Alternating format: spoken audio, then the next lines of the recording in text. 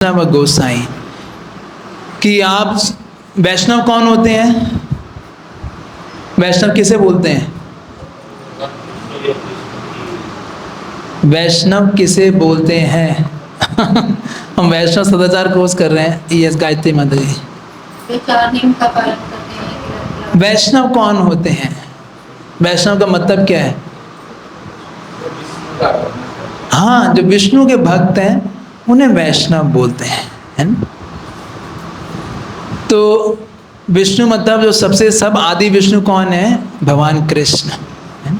तो इसलिए हम वैष्णव सदाचार के वैष्णवों का, जो विष्णु के भक्त हैं, जो भगवान कृष्ण के भक्त हैं, उनका कैसा आचरण होता है वो हम सीख रहे हैं। तो कह रहे हैं यही बार करुणा कर वैष्णव गोसाई कि हे वैष्णव आप क्या है, मेरे ऊपर कृपा कीजिए। पतित पावन तोमा बिना कहना, आपसे ज्यादा पतित पावन कोई नहीं। हम सब लोग भक्ति में कैसे जुड़े हैं? किसी ना किसी भक्त की वजह से जुड़े हैं ना? क्या कहना है आप लोगों का? किसी ना किसी भक्त से वैसे जुड़े हुए हैं और जुड़े भी रहते हैं, भक्ति कृपा से जुड़े रहते हैं, नहीं?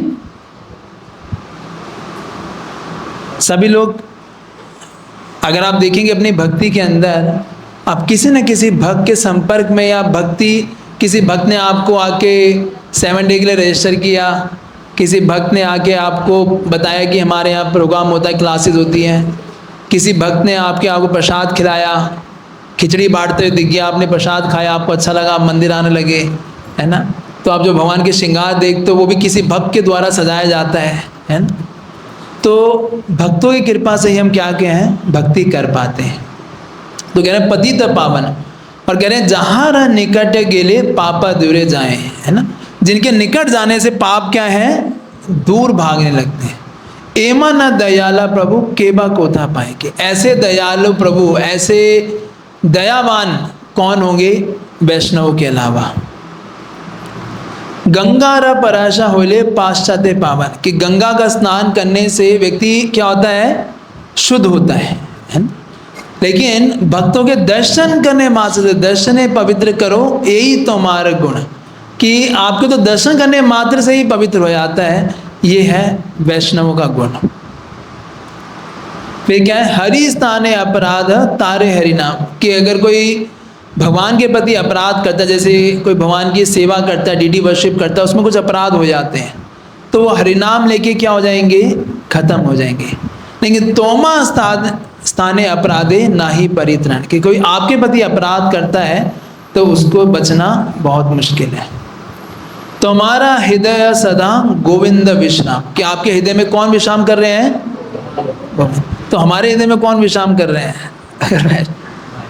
और जो भक्त नहीं है उनके हृदय में कौन विश्राम करते हैं? क्यों सूर्य नारायण जी, कौन विश्राम करते हैं उनके हृदय में? गोविंद विश्राम करते हैं ना। फिर ये क्यों कह रहे हैं तुम्हारा हृदय सदा गोविंद विश्राम? विश्राम का मतलब क्या होता है? हैं? रेस्ट, मतलब कोई जिसको कोई डिस्टर्बेंस ना हो, है ना? व्यक्ति आराम से सो रहा है, बैठा है, रिलैक्स है एकदम। तो भक्त के उसमें भगवान को कोई एंडोर करना ही पड़ता, क्योंकि भक्तों की इच्छा ही नहीं होती। बहुतीवादी लोग एक के बाद एक इच्छा करते रहते हैं, तो भगवान को भी कार्य करना पड़ता है उनकी इच्छाओं को पूरा करने के लिए। लेकिन भक्तों का क्या है, सिर्फ कृष्ण की सेवा करने की इच्छा होती है। तो आपके हृदय में क्या है, गोविंद क्या कर रहे हैं, विश्राम कर रहे हैं। गोविंद कहे ना मेरा वैष्णव प्राण, कि गोविंद कहते हैं जो वैष्णव वो क्या है, मेरे प्राण है ना? ये फोटो पता किस चीज की है? ये फोटो ये वाली है जलदूत के अंदर, है ना? कि जब प्रभुपाद जी को 2 हार्ट अटैक आए थे, दूसरा हार्ट अटैक के बाद प्रभुपाद जी को ये फोटो दिखाई दी थी कि कृष्ण जो है स्वयं आगे कृष्ण प्रकट हुए थे उस टिन के कंटेनर के, लोहे के कंटेनर के अंदर। वैसे भगवान कलयुग में कभी आते नहीं है, लेकिन भगवान उस समय प्रकट हुए वहाँ पर, है ना? और प्रभुपाद जी को बोला, वो तो सपने में थे, लेकिन क्या है कि प्रभुपाद जी को बोला कि आप घबराओ मत, आप आगे चलिए, यू विल बी सक्सेसफुल, है ना? और भगवान आगे जो है, ये जो बोर्ड देख रहे हो ऊपर जो बोर्ड है ना, ये बोर्ड को स्वयं भगवान ने अपने कब्जे में ले लिया था, कि भगवान खुद चलाने लग गए थे। प्रभुपाद को ऐसे दर्शन हुए कि भगवान खुद उस बोर्ड को चला रहे हैं, है ना। तो भगवान खुद अपने भक्तों की रक्षा करते हैं। पति जन्मे करी आशा चरण न धूली, कि मेरे हर जन्म की यही एक इच्छा है कि आपके चरणों की धूली मिले। नरोत्तम कर दया अपनार बोली, कि नरोत्तम दास ठाकुर कह रहे हैं कि कृपा करके बस एक बेनेडिक्शन दे दीजिए कि आप ये बोले कि मैं आपकी, मतलब नरोत्तम दास ठाकुर कह रहे हैं कि कोई मुझे ऐसा बोले कि नरोत्तम मेरा है ना। कोई बस ऐसा बोल दे, यही मेरे लिए परफेक्शन है ना। तो इसलिए इस भजन को आप चाहो तो याद भी कर सकते हो, डेली दोहरा भी सकते हैं, कि भक्तों की महिमा के ऊपर है कि भक्त कितने महान होते हैं, और भक्तों की कृपा से ही हम लोग ये भक्ति कर पाते हैं। तो कोई बताना चाहेगा लास्ट क्लास में हमने क्या किया था? Anything you remembered?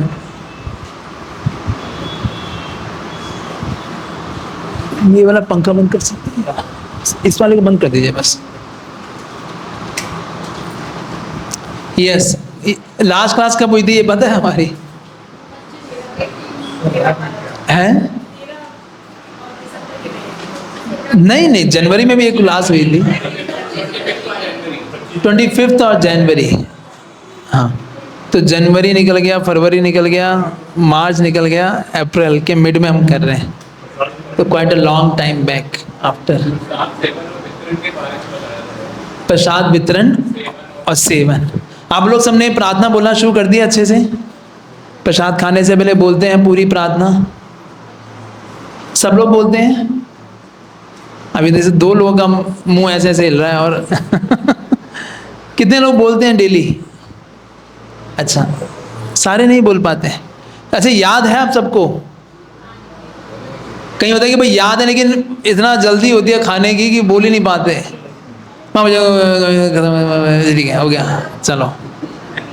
ऐसा है, या फिर कि कई लोग होते हैं भाई हम याद ही नहीं हो रहा हमसे, इसको छोड़ो, इतनी क्या जरूरत है, बोलो हरे कृष्णा राधे गमन की जय जी प्रसाद पालो। ऐसा कोई करता है? अरे कुछ तो करते होंगे जो नहीं कुछ है।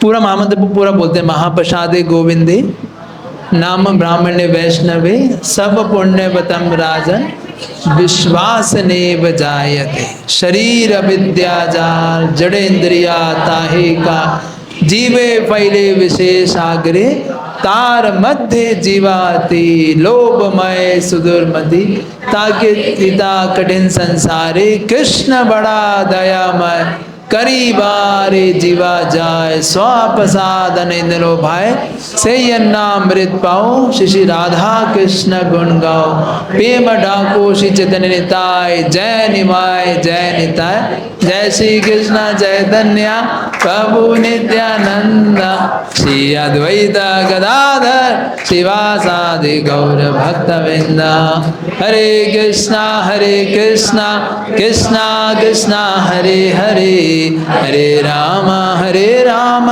Ram Ram Hare Hare. Start prasadam, class is over. Mahaprasad तो क्लास इज ओवर नहीं। तो ये क्यों बोल रहे हैं पता है ना सबको? है किससे बोलते हैं?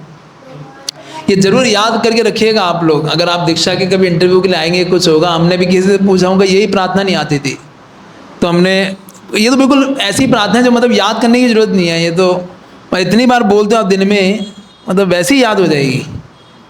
अगर आपको याद नहीं होता ना किसी को, तो आप रिकॉर्डिंग रख लीजिए, रिकॉर्डिंग से सुनिए। बाबा ये तो ऐसी प्रार्थना हर किसी को याद हो जानी चाहिए। ठीक बात है कि नहीं? आप अपना रिकॉर्डिंग करके भेज दो सबको, है ना, कि सब जिसको। कितने लोग करते हैं डेली? अच्छा, कितने नहीं करते? 1 2 3 4 5 6 7 8 9 10 11 12। तो एक रिकॉर्डिंग करके भेज दीजिए, है ना। आप रिकॉर्डिंग करके सुन सकते हो ना। क्या याद करने में प्रॉब्लम है या फिर करना नहीं चाहते? क्या इशू क्या है? हाँ, मिस हो जाए कोई दिक्कत नहीं है। वो तो हमारे साथ भी कभी पेड़ आया सामने सीधा कटाक, है ना, कोई इतना कौन है कि उसके लिए वो हो जाता है कभी कभी। लेकिन मतलब एक होता है कि जैसे आप मेन मील ले रहे हो तब तो जरूर बोलना चाहिए, at least then we should speak. क्योंकि इसमें अगर वो हम नहीं बोलेंगे तो क्या होगा, हम वो प्रसाद को प्रसाद की तरह नहीं पाएंगे, उसको कैसे पाएंगे, भोग की तरह पाएंगे, है ना, उसको भोगने की इच्छा होगी हमारी। लेकिन जब प्रसाद पाएंगे तो लगेगा कि भगवान की कृपा है, भगवान का ये हमें आशीर्वाद है, तो सही चेतना में से हम उससे हम शुद्ध भी होंगे। और क्या हमने किया था लास्ट टाइम, भक्तों कैसे संबंध होना चाहिए हैं?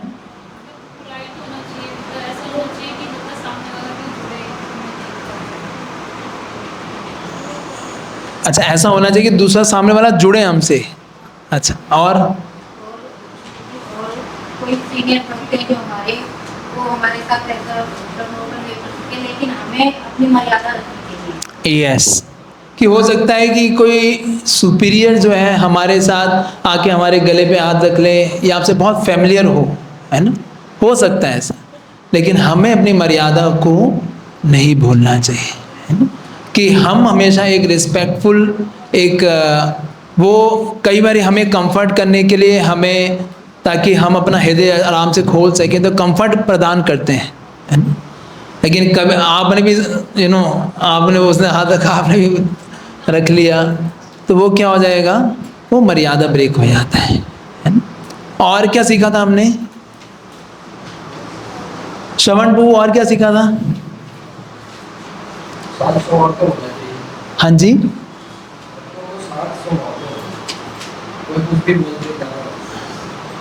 भक्तों का व्यवहार उचित होना चाहिए, है ना। जरूरी नहीं है कि हर भक्त शांत ही वो भक्त हो, कई बार कई चीज़ों के लिए गुस्सा भी करना पड़ता है ना। कई बार क्यों, कब करना पड़ता है भक्तों को गुस्सा? परिस्थिति वश। किस चीज़ के लिए करना पड़ता है? डिसिप्लिन बनाने के लिए।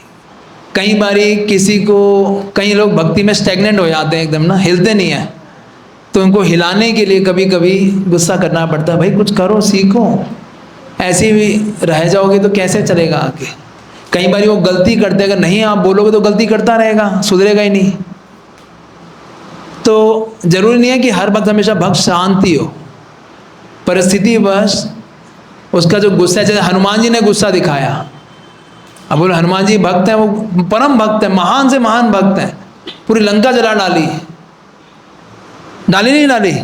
अर्जुन बिना गुस्से के फाइटिंग कर लेता, बिना गुस्से के आराम से तीर चला रहा हूँ एकदम, है एकदम कोमल से जाए उसके हृदय में लगे, होगी ऐसी फाइटिंग? क्या चाहिए उसके लिए? गुस्सा, रोब, ऐसी आवाजें निकलती थी पूरी महाभारत के अंदर, तब जाके फाइटिंग होती है ना। और वो महान भक्त है। तो गुस्सा अगर सही जगह पे यूटिलाइज किया जाए, सही जगह लगाया जाए, तो वो गलत नहीं है, क्योंकि वो भगवान की सेवा में लगा है। कई बार हमारा कंसेप्शन होता है इस तरीके का कि भक्त है तो एकदम शांत होना चाहिए, कुछ बस आशीर्वाद देते रहें, कुछ बोले नहीं, है ना। लेकिन भक्त तो कान भी पकड़ेंगे आपके और बोलेंगे भी भाई गलत है, ये गलत है, आप सुधरिए। वो करना पड़ता है ताकि डिसिप्लिन मेंटेन करने के लिए, व्यक्ति को भक्ति में आगे बढ़ाने के लिए, नहीं तो सुधरेगा ही नहीं कभी। अपनी अपनी आदतों से ही सालों साल बीत जाते हैं, आदतें वैसी बनी रहती हैं, व्यक्ति सुधरता ही नहीं है, ठीक है। तो ये और क्या कुछ सीखा था हमने? हाँ, जज नहीं करना चाहिए हमें। कुछ वक्त अपने एक्शन से सिखाते हैं कि हमें क्या करना चाहिए, कुछ सिखाते हैं कि हमें क्या नहीं करना चाहिए। जो लास्ट क्लास में आपने किया था, यस 15 सालों तक वो ग्रजेस अपने मन में रख रहा था। यस, मुझे तब जाने क्यों नहीं दिया, क्यों मेरे मेंटोर ने मना कर दिया, मैं तो हेल्प के लिए जा रहा था। वो चीज़ है कि यस। तो बहुत बार ऐसा होता है, कभी कभी हम मन में कोई बात छुपा के रख लेते हैं, है ना। कुछ ऐसा आपके साथ बैड एक्सपीरियंस हुआ, भूलता नहीं है व्यक्ति, उसको याद रखता है, उस समय प्रभु जी आपने ये किया था मेरे साथ, उस समय ये बोला था आपने, है ना। होता जैसे कई बार होता है ऐसे कि लोग, कोई एक छोटी सी बात हो जाए, हमारी माता जी आती है भक्ति वैभव में, वो मुझे कह रही थी प्रभु जी 2019 में, उनको ये भी याद था 2019 में, है ना। कह रहे एक बारी मैं आप गाड़ी में खिचड़ी लेके जा रहे थे, उस समय भी आप किचन में ही थे, और मैंने आपको हरे कृष्णा बोला था, आपने बोला भी नहीं, बाद में लपट गया हरे कृष्णा। तो 2019 तक उनको याद है कि भाई मैंने बोला था, इन्होंने बोला नहीं, है ना। लोग कई बार ये ले लेते हैं भाई क्या है, एकदम ये भी नहीं, रिस्पॉन्ड भी नहीं करते, लेकिन तो लोग कभी कभी ऐसी बात याद रखते हैं। Yes bro. मेरे साथ भी आपके साथ हुआ कई बार। हाँ, तो ये आपका तो अच्छा भाव है कि आपने याद नहीं रखा, है ना। नहीं तो लोग पकड़ के रखते हैं कभी इस बात कई को। बार मैंने देखा है आपको नहीं किसका वक्त आप निकलते जाते हैं। हाँ देखा भी ऐसे घूम के लिए मेरे ख्याल में भी आता है कि आपसे निकलना। हाँ, तो कभी हो जाता है ऐसा, तो लेकिन उसको मन में रखना नहीं चाहिए। हो सकता है वो बिजी हो, कुछ और किसी और चेतना में भी हो सकता है, आपको दिख रहा है कि वो चल रहा है लेकिन चेतना चेतना कुछ और हो सकती है, तो उसको मन में नहीं रखना चाहिए, है क्या। ये तो आपका हृदय साफ है कि आपने सबके सामने बोल दिए बात, लेकिन ऐसा हो जाता है कभी कभी, है ना, कि हमारे साथ ऐसा कभी होता है, ये व्यवहार होता है, तो उससे ज़्यादा प्रभावित ना हो। और हाँ, भक्तों में हमेशा अच्छे गुण देखने चाहिए, नेगेटिव एस्पेक्ट्स में देखने, नेगेटिव एस्पेक्ट्स सबसे पहले देखने। नहीं देखने नहीं चाहिए, मतलब वो दिखेंगे जरूर, भक्तों की अच्छी भी दिखेंगे आपको, उनकी बुरी आदतें भी दिखेंगी, दोनों दिखेंगी, लेकिन फोकस अच्छी पे करना है। ऐसा नहीं है कि भक्तों में कोई फॉल्ट नहीं होती, कई भक्त होंगे बहुत सोते हैं, आप जब भी क्लास में बिठाओगे एकदम, मतलब एक भक्त ऐसे हैं हमारे, किसी मंदिर में मैं जाता हूँ क्लास देने, ओम अज्ञान तिमिरंधस्य से भी सोने लग जाते हैं वो। मैंने कहा भाई क्लास तो चालू शुरू होने दे, अभी फिर सो जाइए। ओम उनको क्लास में बैठती ही नींद आता है, मतलब समा उधर एकदम ऐसा वो है। ओम अज्ञान का मतलब अज्ञान से अंधकार दूर हो, वो अंधकार में चले जाते हैं, है ना। तो कभी कभी ऐसा हो सकता है। तो कई बहुत सोते हैं, कई हैं जो बहुत ही ढीले होंगे, है ना। आप सेवा बोलोगे प्रभु जी आ रहा हूँ 5 मिनट में, वो भाई 5 घंटे लग दिए, कहाँ रह कहाँ गया, वो बोला था सेवा 5 मिनट की, इतने ढीले होते हैं कहीं। तो अलग अलग स्वभाव होता है लोगों का, है ना। कई लोग बहुत ही बातें करते हैं, बहुत बातूनी होते हैं, कई लोग बिल्कुल नहीं बोलते, देखे हो ना अपने स्वभाव। कई हैं जो हमेशा हंसते रहेंगे, कई हैं वो उसको जितना मर्जी हंसा लो उसका मुंह नहीं खुलता उसका है ना। तो हर किसी का अपना स्वभाव है, एक अपना एक नेचर है। तो उसके इन नेचर को ना देखते हुए उसके अच्छे गुणों को देखना, कि उसका सबसे अच्छा गुण क्या है, कम से कम वो क्या कर रहा है, भगवान का नाम ले रहा है, कम से कम मंदिर आ रहा है, भगवान की शरण ले रहा है। कितने लोग हैं जो भगवान की शरण लेते हैं, हार्डली। ये तो आप लोग ले रखे हो ना कितने लोग हैं आप सबने तो ले रखे हैं, नाम ले रहे हो। भगवान की शरण लेने का मतलब क्या, भगवान का नाम जप करना। वो कितने लोग जप करते हैं बताइए, लोगों से माला नहीं आप सब तो करते हैं, मैं कह रहा हूँ बाहर के लोग कितने करते हैं। आप लोगों से माला कराना आसान बात है, सही बताओ, आसान बात है।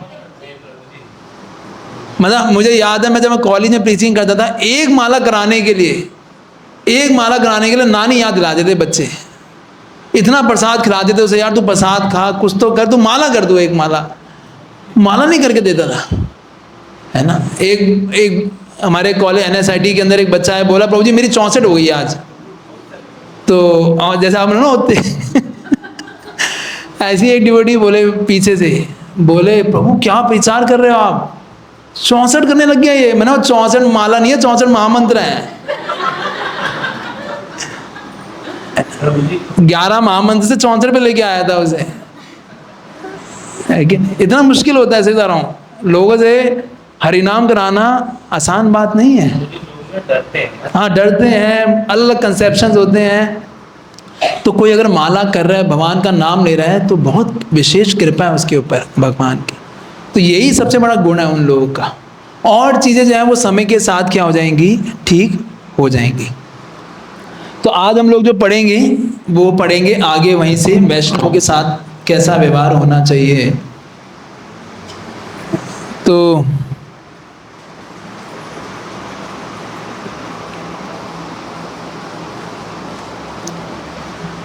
एक बार बुक दिखाएंगे मेरी इसमें।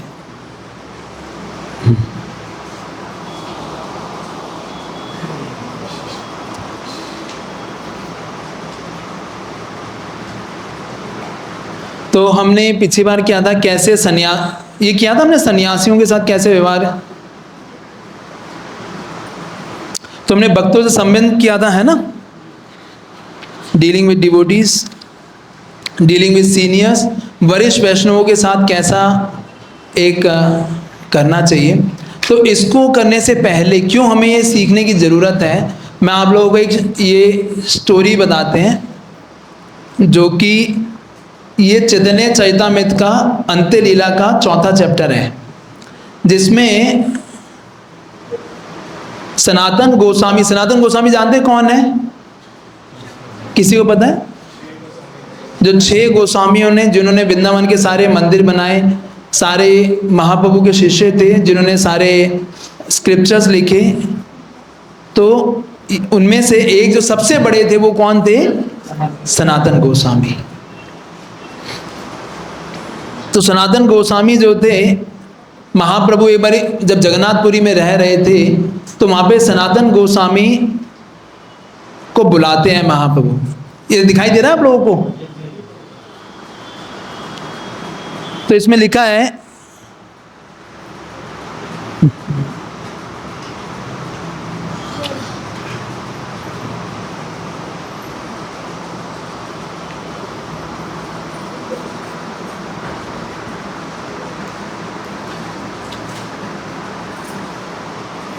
कि महाप्रभु द्वारा बुलाए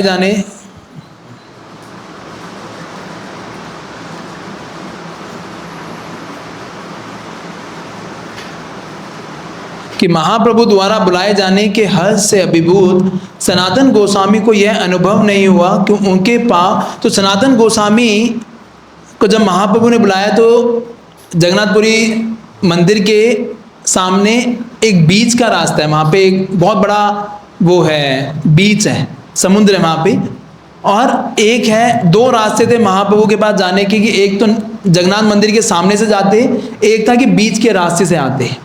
तो महाप्रभु के बुलाए जाने से सनातन गोस्वामी इतने हर्षित हो गए कि वो क्या हुआ, बालू के रास्ते से गए। बालू जो थे बहुत गर्म होते, कभी गए हैं कोई आप ऐसे गरम गरम बालू के ऊपर गए हो? कभी आप गए हैं क्या? पैर जलते हैं नहीं जलते? बहुत जलते हैं, है ना। तो यद्यपि गर्मी के कारण उनके दोनों पांवों के तलुओं में फफोले पड़ गए, तो भी वे श्री चैतन्य महाप्रभु के पास गए।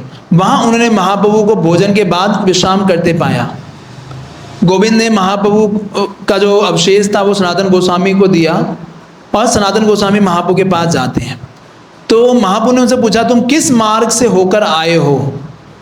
तो महाप्रभु ने पूछा, किससे पूछा? सनातन गोस्वामी ने उत्तर क्या दिया?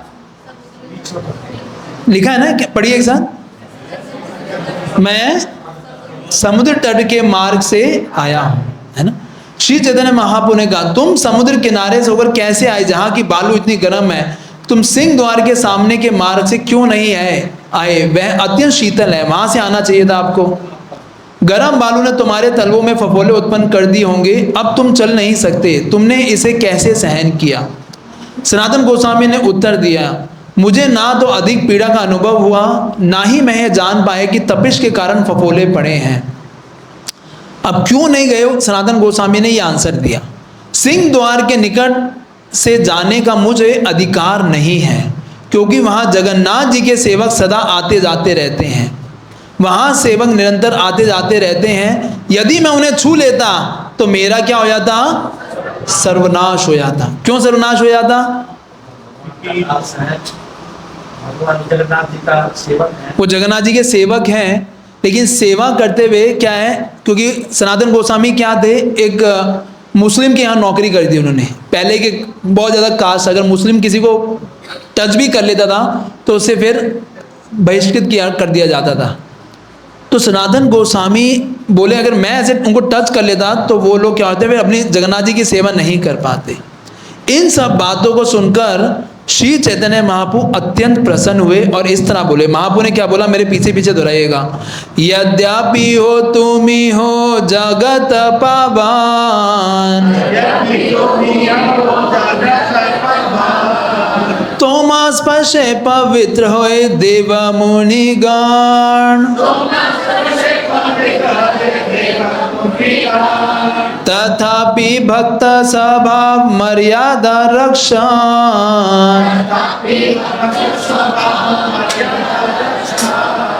मर्यादा पालन होए साधुर भूषण।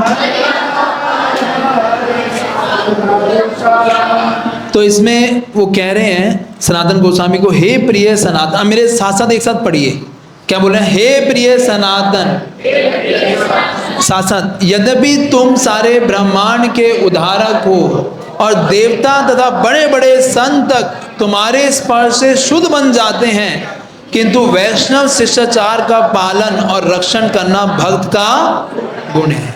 वैष्णव शिष्टाचार को बनाए रखना भक्त का आभूषण है। कि भक्त आभूषण क्या है? एक वैष्णव सदाचार को बनाए रखना। जैसे हम आभूषण क्यों पहनते हैं? टू मेक अवरसेल्फ अट्रैक्टिव, है ना, कि हम क्या हो, दूसरे को बहुत ही इम्प्रेस कर सके, अट्रैक्टिव लग सके। लेकिन भक्त का आभूषण क्या है? उसकी मर्यादा, वो कितनी मर्यादा को पालन करता है ना, जो उसको बोला गया है, किस तरह से वो रहता है, किस तरह से वो करता है, ये उसकी मर्यादा का है। मर्यादा लंघने लोक करे उपहास, इहा लोका पर लोका दुई होए नाश। यदि कोई व्यक्ति शिष्टाचार के नियमों का उल्लंघन करता है तो लोग उसकी हंसी उड़ाते हैं और इस तरह वह इस लोक तथा परलोक दोनों में विनष्ट हो जाता है।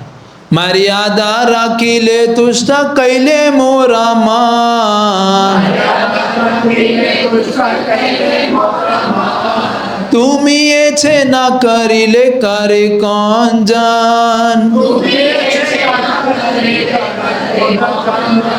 तो तुमने शिष्टाचार का पालन करके मेरे मन को तुष्ट किया है, तुम्हारे अतिरिक्त इस उदाहरण को कौन दिखलाएगा, है ना।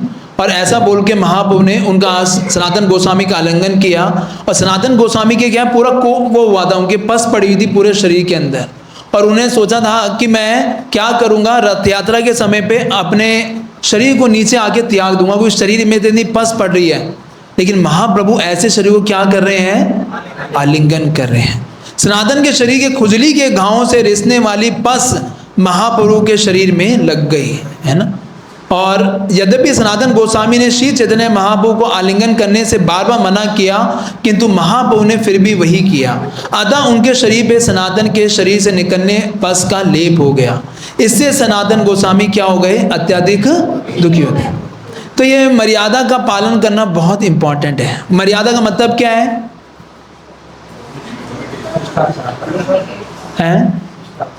कहाँ पे मर्यादा हम पालन करना चाहिए, कहाँ पे तोड़ देते हैं? कोई उदाहरण बता सकते हैं? हाँ,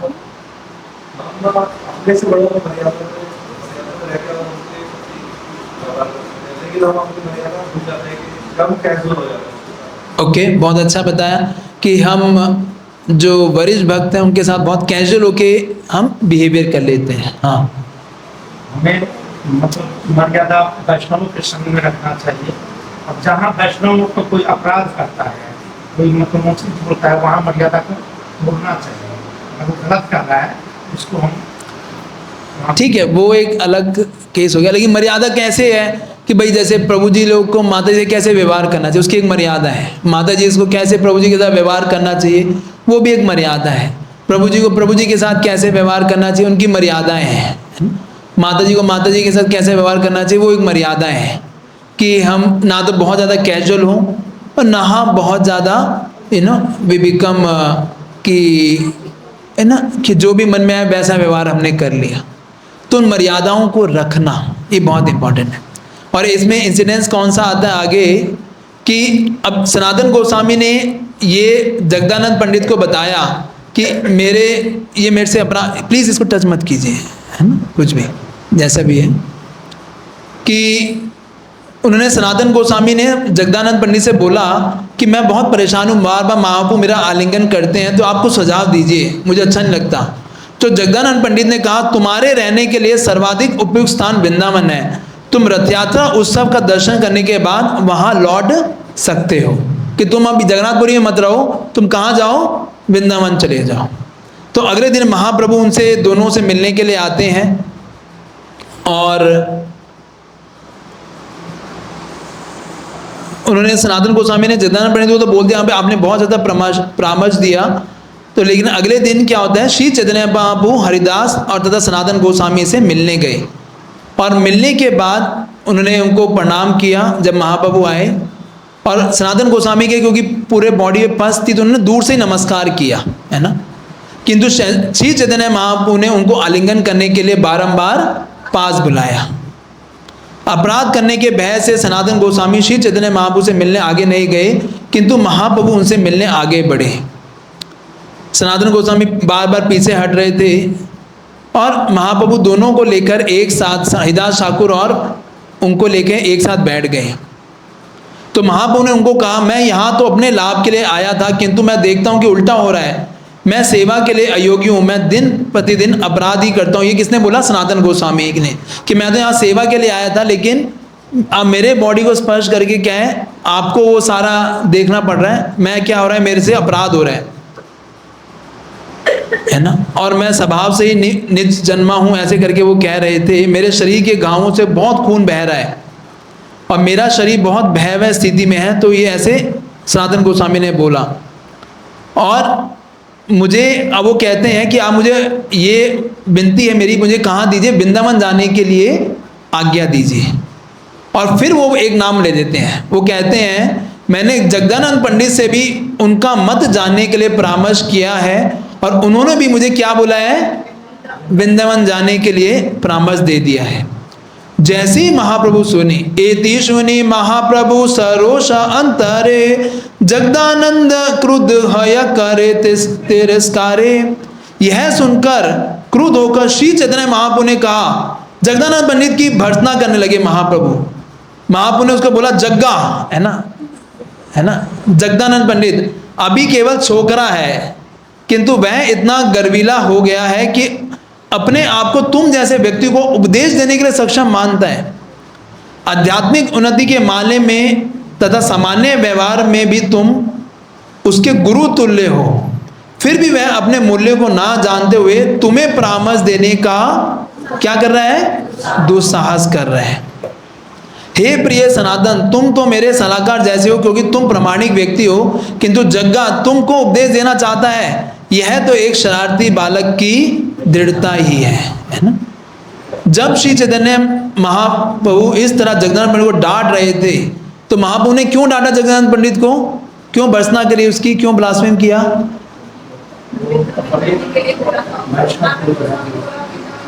हाँ, तो उन्होंने क्या गलत बोला?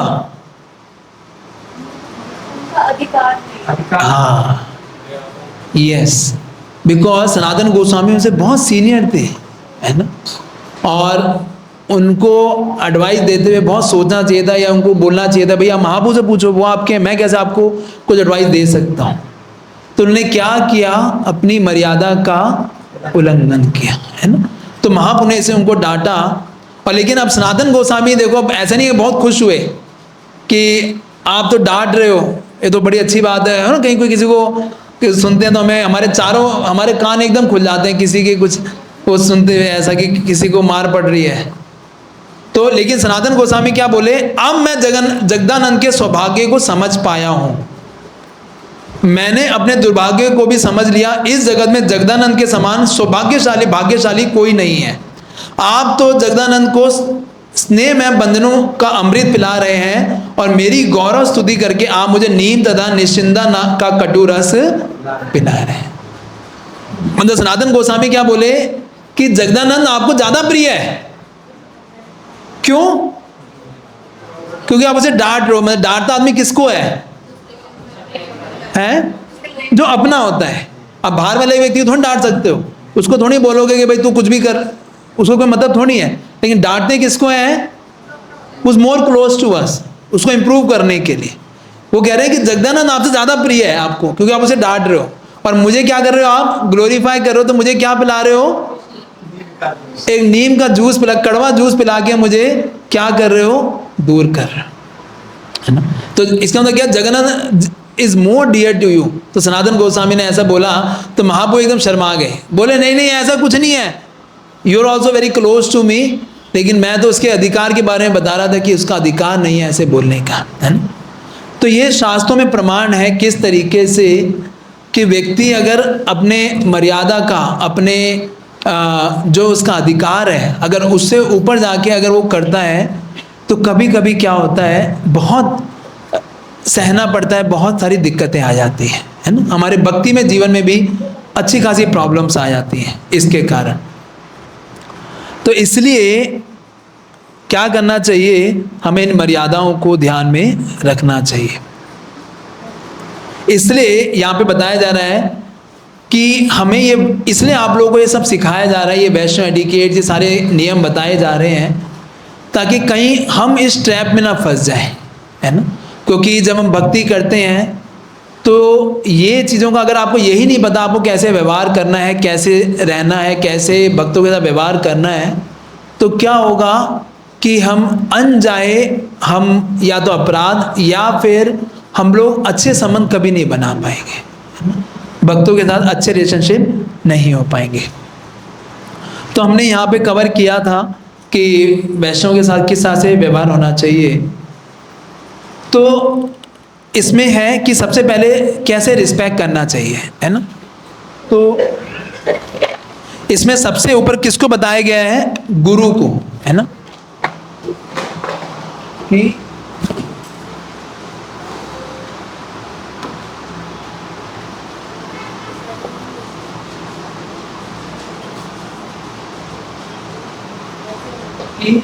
सबसे ऊपर कौन है, गुरु।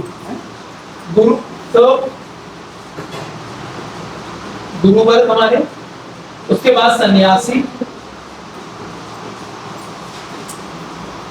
है ना, और उसके बाद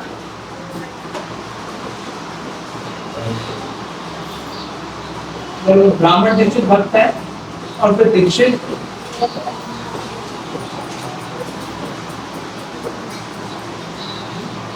ये अलग अलग कैटेगरी है ना, कि रिस्पेक्ट कैसे करना चाहिए हमें, कि जो गुरु की पोजीशन पे सन्यासी है या सन्यासी ना भी हो, जैसे आप आज हमारे मंदिर में सर्वदीपू आए हुए थे, है ना, जो कि प्रभुपाद जी के शिष्य हैं। चाहे कोई सन्यासी भी आ जाए, लेकिन वो क्योंकि प्रभुपाद से उनकी दीक्षा हुई है, प्रभुपाद जी के शिष्य हैं, तो सबसे ऊपर है वो। इसका फायदा क्या है, ऊपर होने का मतलब क्या है कि उनको हर जगह उनको आगे रखा जाएगा। मान लो हमने उनको आरती दिखानी है तो सबसे पहले आरती उनको दिखाई जाएगी, उनको बोला जाएगा कि आप आके लेक्चर दीजिए, आप गुरु पूजा कीजिए, तो उनसे परामर्श लेके उनको आगे रख के ही चीज़ें की जाती है ना। या फिर अभी हमारे मंदिर में आए थे परम पूजनीय प्रबोधानंद सरस्वती स्वामी महाराज, है ना, तो हमने देखा होगा डेली हमने महाराज को इन्वाइट किया कि महाराज आप लेक्चर दीजिए, जब भी वो मंदिर में थे। समझ पा रहे हैं चीज़ को।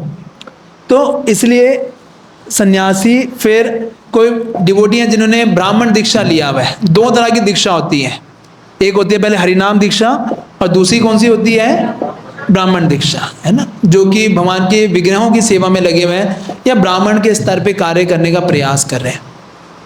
तो फिर उनको, और फिर उसमें भी अगर मान लो कोई दीक्षित हैं जिन्होंने हरिनाम दीक्षा लिया हुआ है, तो कौन किसने पहले दीक्षा लिया है ना, किसका पहले दीक्षा हुआ है, उस क्रम से हम उनको रिस्पेक्ट दे देते हैं। क्लियर है ना। हाँ जी, गुड क्वेश्चन कि हमें कैसे पता लगेगा, है? लेकिन आपके पास जनरली ऐसी सिचुएशन बहुत कम आएगी, है ना, क्योंकि आप जब रहते हैं भक्तों के समक्ष में, तो जैसे आप किसी लीडर्स, जैसे आप मान लो आप सादे किशपू क्लास में हो ना, नहीं, आप श्रीपति श्रीवास्तव क्लास में हो और पद्मावती माता जी, अब आप देखते हो सामने सुकांत गोपीनाथ खड़े हैं, है ना, तो आपको पहले रिस्पेक्ट किसको ऑफर करना चाहिए, सुकांत गोपीनाथ को, क्योंकि वो उनके लीडर। अब मान लीजिए आप इनके साथ में देखा आपने सादे किशपू और गीतेश्वरी माता जी को, ये इनके साथ के हैं, तो अगर आप उसमें शादी दीक्षा हुई थी और मोर ले वो साथ में ये लीडर्स, तो आप सेम रिस्पेक्ट भी ऑफर करेंगे तो चलेगा। लेकिन कॉन्शियस जरूर रहना चाहिए कि खाली हमने माता जी प्रभु जी को रिस्पेक्ट कर दिया, उनको रिस्पेक्ट ही नहीं दिया, तो वो गलत हो जाएगा। आप समझ रहे हैं? कहीं होता है कि लोग अपने लीडर को हमने रिस्पेक्ट दिया, दूसरा गया भाड़ में, है ना? ऐसा कभी कभी एटीट्यूड होता है कि हमें किसी और से मतलब नहीं है, तो वो नहीं होना चाहिए। हाँ, उनको हमें दोनों को प्रणाम करना चाहिए। हाँ नहीं, sector leader is higher position, उनको पहले रिस्पेक्ट देना चाहिए। हाँ, तो दोनों को रिस्पेक्ट देना चाहिए। जी जी जी, तो दोनों को देना चाहिए। कभी कभी हम पोस्ट पोजीशन के हिसाब से भी रिस्पेक्ट देते हैं, जैसे temple president is more respected, है ना?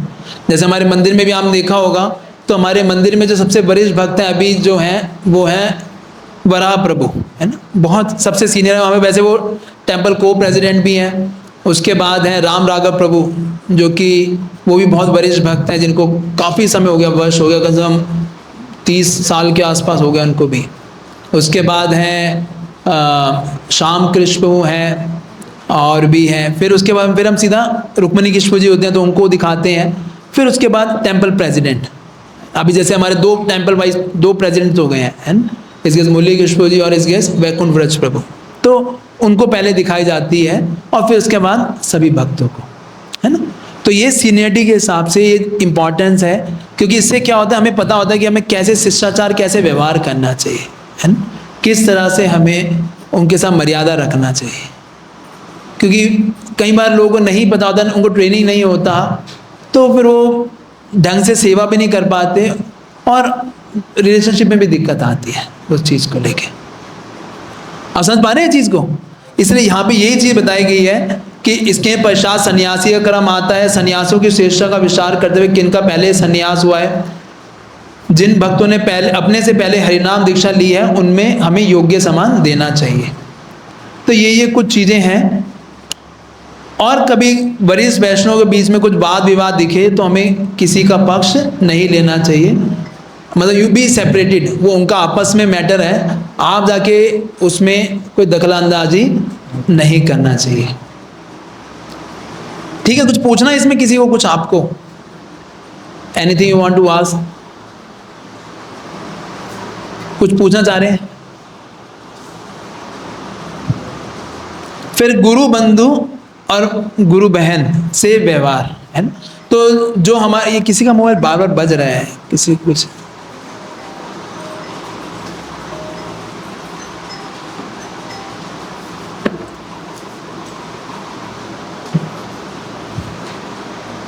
तो जब हम दीक्षित हो जाते हैं आपस में, तो उनको बोलते हैं गुरु भाई। जब जो प्रभु हैं वो गुरु भाई बन जाते हैं, और जो माता जी दे लाएगा गॉड सिस्टर्स या गुरु बहन उनको बोलते हैं, कि उन्होंने भी अगर सेम महाराज से ही दीक्षा ली हुई है।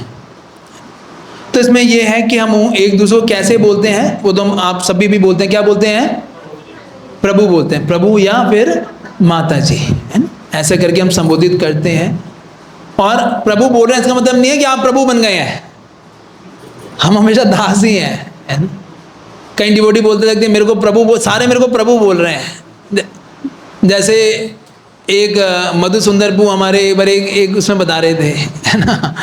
वो बोले कि उनको चंडीगढ़ के अंदर एक व्यक्ति मिला, बोला हम आपके वहाँ पे जो सबसे बड़े हैं ना उनको हम जानते हैं, बुक डिसीजन कर रहे थे। तो बोला अच्छा है, ऐसा कौन बड़ा है भाई? कह रहा जो आपके मंदिर में सब सबसे बड़ी पोजीशन पे हैं। तो बोले फिर आप किसको जानते हैं? वहाँ के जो टेम्पल प्रेसिडेंट नंद महाराज प्रभु, उनको जानते हैं? कह रहे नहीं उनसे भी ऊपर है। कह रहे उनसे ऊपर तो भाई जीबीसी है, परम पूज्य गोपाल गिरी गोस्वामी महाराज, उनको जानते हैं? कह रहे नहीं उनसे भी ऊपर है। भाई उनसे वो कंफ्यूज हो गए, कौन है भाई, कौन है? बोले सब लोग उनको प्रभु कहते हैं। बाहर के लोग तो प्रभु का मतलब ये होता है ना भगवान, है ना? तो बोले सब प्रभु कहते हैं उनको। बोले हमारे तो सारे प्रभु हैं यहाँ पर, हैं? हर आदमी प्रभु है यहाँ पे। तो इसलिए ये प्रभु क्या है, एक प्रभु का मतलब क्या होता है कि माई मास्टर, है ना? प्रभु का मतलब क्या होता है? मास्टर, मालिक, है ना? कि ये मेरे मालिक हैं और मैं इनका क्या हूँ? दास है। और उनको भी क्या रखना चाहिए? मैं भी इनका क्या हूँ? दास। नहीं, मालिक नहीं हूँ, दास हूँ। मालिक तो बोलना है हमें कि हम उनको मालिक मान के सेवा करें, लेकिन हम क्या हैं? दास। गोपी बढ़ते हुए पद कमलियो दास दासानु दास, कि मैं दासों का दास हूँ, है ना। क्योंकि ये हमारी क्या है? रियल पोजीशन है ना। कई बार मैं मंदिर में लोग आए, बोले हमें मिस्टर दास से मिलना है। अब इतना यहाँ तो सारी कौन से दास से मिलना है? कह रही मिस्टर दास। बाहर एक कास्ट होती है ना, दास, DASS, तो उनको लगा कोई यहाँ पे भी, हमारे तो सारे दास हैं यहाँ पर। तो इसलिए, लेकिन दास क्या है? हमें अपने आप को मानना है और दूसरे को रिस्पेक्ट कैसे देनी है? वो मेरे मास्टर। आसान है, मुश्किल है? हैं? बोलिए, आवाज नहीं निकल रही वो आपकी। हैं? जब तक हमें सामने से अच्छा रिस्पॉन्स मिल रहा होगा ना, तो अच्छा है। अगर कोई हमें से सरप्राइज करने लगेगा, फिर बोलेंगे अरे नहीं। प्रभु जी कह रहे हैं जब तक अच्छा रिस्पॉन्स आ रहा है तब तक तो ठीक है ये प्रभु। अगर थोड़ी से ऊपर नीचे किया इन्होंने, फिर नहीं छोड़ूंगा मैं। हाँ, तो कभी कभी हमारे साथ भी होता है। बात तो सही कह रहे हैं, अगर ठीक से लग रहा है तो ठीक है, लेकिन हमें हर किसी के साथ कैसे रहना चाहिए? एक सेवा भावना के साथ रहना चाहिए। असल में ये कोर्स करने का ना बड़ा फ़ायदा है, और करवाने वाले को भी बड़ा फ़ायदा है, मजाक नहीं कर रहा। प्रभुपाद जी कहते थे ये कोर्स ना हर 2 साल में व्यक्ति को करना चाहिए। वैसे तो हमारे कोर्स को चलते थे 2 साल हो गए इसको, लेकिन इसको करना चाहिए, क्योंकि ना आप देखोगे बहुत हेल्प करता है ये। मतलब मैं अपना पर्सनली बता रहा हूँ, जब मैं कराता हूँ ना, जितनी बार भी कराता हूँ, मैं देखता हूँ कि मेरे व्यवहार में बहुत रिफाइननेस आती जाती है धीरे धीरे, है ना। अभी जैसे क्या हुआ, लास्ट वीक मैं ऐसी, जैसे आप लोगों को पढ़ा रहा हूँ, ऐसे ही क्लास पढ़ा रहा था, है ना। अब क्लास पढ़ाते पढ़ाते क्या हुआ, एक भक्त ने, कोई भक्त बैठे थे, उन्होंने कोई क्वेश्चन पूछा। एक भक्त पीछे बैठे थे, उन्होंने कोई क्वेश्चन पूछा। अब क्वेश्चन पूछा तो मैंने कहा ये तो आंसर मुझे भी नहीं पता इसका, शायद देखते हैं आगे मिलेगा। तो यहाँ पे एक भक्त बैठे थे, उन्होंने बोला कि प्रभु जी इसका आंसर ना उसमें दिया हुआ है, 12th कैंटो के उसमें कहीं पे, वहाँ पे आंसर मिल जाएगा। तो पीछे से भक्त बोले प्रभु जी ये तुक्का मार रहा है ना, है ना। दिखाओ रेफरेंस कहाँ है ना, ये तो तुक्का एकदम, है ना। तो क्या हुआ, अब मैं बैठा हुआ था यहाँ पे ऐसे ही, मैंने कहा मेरे को वो एटीट्यूड ठीक नहीं लगा, है ना। तो मैंने उनको करेक्ट कर दिया। मैंने कहा प्रभु जी कि आप ये जो आपका एटीट्यूड है ये ठीक नहीं है, and please be more respectful. और मैंने क्या किया, सबके सामने ये बात उनको बोल दिया। मान लीजिए मैं किसी को ऐसा बोल दूं ऐसे सामने, तो आप किसी को कैसा लगेगा?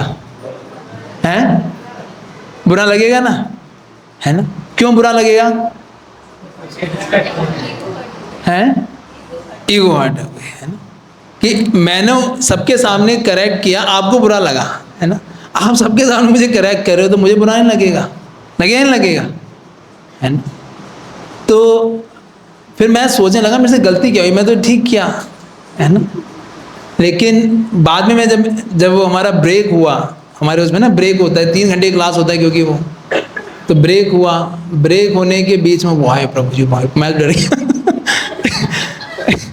कि वो अच्छे सीनियर डिवोटी हैं, है ना। मैं तो मेरे भक्ति में मेरे से ही पहले आए, वो 2002 के जुड़े हैं, मैं 2005 में जुड़ा हूँ, और मेरे से पहले उनका दीक्षा हुआ है।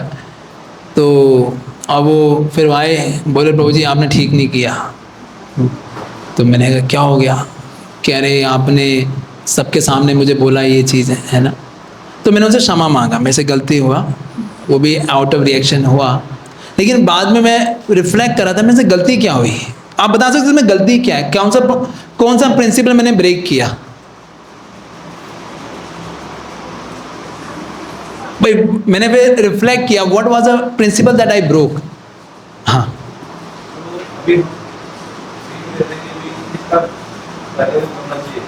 नहीं मैं व्यासासन बैठा हूँ, I am on higher position, वो प्रिंसिपल तो इसमें नहीं आएगा, क्योंकि व्यासासन पे जो व्यास के प्रतिनिधि होते हैं, he is on always on higher position. हाँ, yes.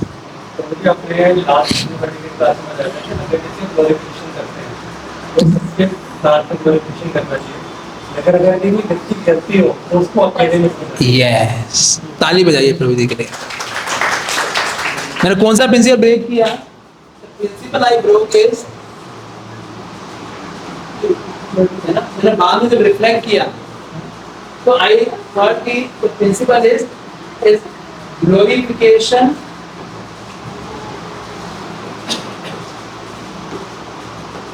in public and correction in private.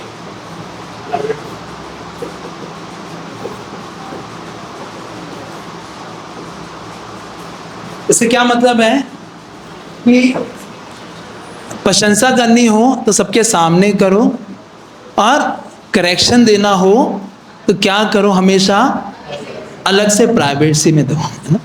क्योंकि व्यक्ति बुरा मान सकता है उस चीज़ को कि आप किसी को पब्लिकली करेक्ट, वो डिफेंसिव मोड में चला जाता है कि भैया आपने मेरे को सबके सामने कैसे बोला। तो फिर मैंने सबके सामने क्षमा भी मांगा, भाई मैंने सबके सामने करेक्शन दिया तो सबके सामने क्षमा मांग लेते हैं, उसमें क्या क्या गलती है ना। तो लेकिन ये है कि बट ये कैसे हुआ, बिकॉज आई रिफ्लेक्टेड, जब मैंने ये चीज़ें पढ़ के, तो इसलिए क्योंकि हम अपने, कोई भी परफेक्ट नहीं है, वी आर ऑल लर्निंग, हम सब क्या हैं, सीख रहे हैं। हम लोग से भी बहुत सारी गलतियां हो जाती हैं, हम लोग भी कभी कभी ऐसा व्यवहार कर बैठते हैं कि जो नहीं करना चाहिए, लेकिन क्या है, बार बार बोलते रहते हैं, करते रहते हैं, तो we are getting more and more refined हम अपने व्यवहार में। इसलिए ये जो वैष्णव सदाचार कोर्स है, ये इतना इंपॉर्टेंट है, मतलब ये आपके लाइफ टाइम तक काम आएगा, जब तक आप भगवत धाम नहीं जाओगे, क्योंकि भगवत धाम यही करना है कि वैष्णव सदाचार है क्या, कि लोग वैकुंठ में कैसे रहते हैं, भगवान के धाम में कैसे रहते हैं, वही तो प्रैक्टिस कर रहे हैं हम लोग। कि एक वहाँ पे सारे वैष्णव ही हैं, सारे विष्णु के भक्त हैं, कृष्ण के भक्त हैं, तो उनके साथ कैसे रहोगे आप, वो प्रैक्टिस यहाँ करा रहे हैं। तो ये है नेट प्रैक्टिस, वो है फाइनल मैच नहीं। लेकिन नेट प्रैक्टिस ही ढंग से नहीं करी तो फाइनल मैच तो क्या ही खेलेगा आदमी, हैं? हाँ, तो इसलिए ये बहुत इम्पॉर्टेंट है कि इन प्रिंसिपल जो हम ये सीख रहे हैं ना, हो सकता है आपको लगे कि अभी तो इतना रेलेवेंस नहीं है हमारे लिए, लेकिन जैसे जैसे आप भक्ति में आगे बढ़ेंगे, you have to refine your self, your character more and more. अपने व्यवहार को और हमें रिफाइन करने की जरूरत पड़ती है। रिफाइन समझते हैं?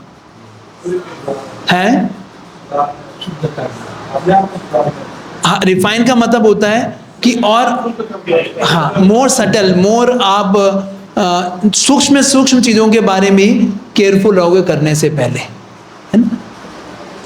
तो ये एक चीज़ है हमें करना चाहिए, है ना।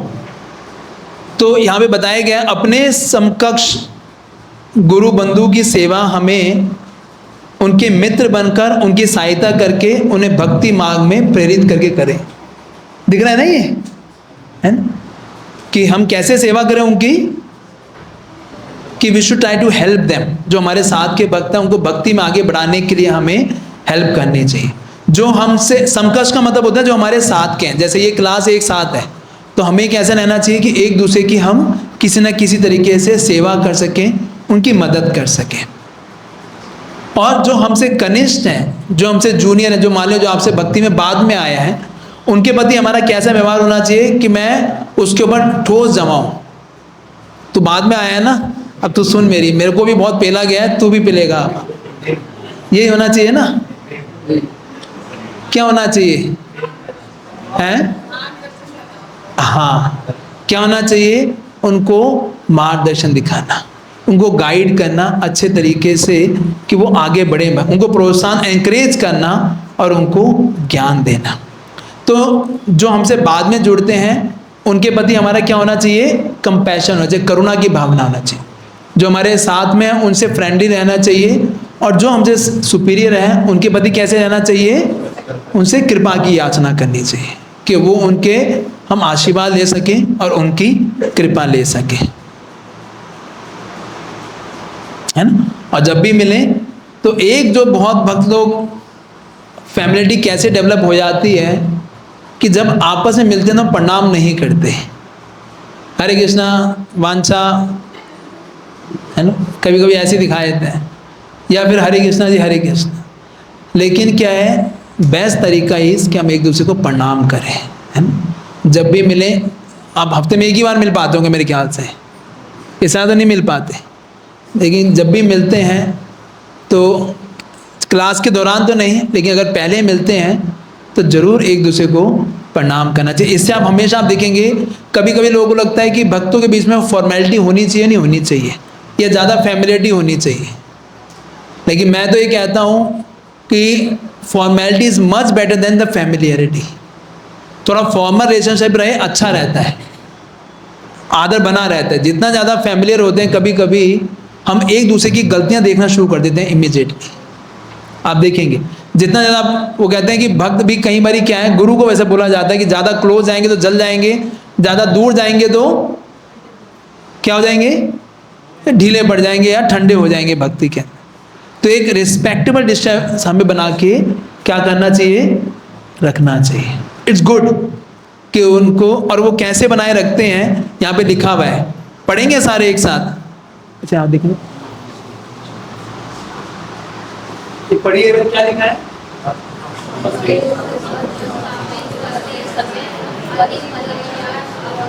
आप अति परिचयात अवज्ञा, अति परिचयात अवज्ञा का मतलब क्या है, हाँ, too much familiar. Too much familiarity कैसे होती है, कोई बता सकता है क्या क्या तरीके होते हैं टू मच फैमिलियरिटी के, कि बहुत ज़्यादा फैमिलियर हो गए हैं भक्तों को, कैसे दिखता है ये टू मच फैमिलियरिटी।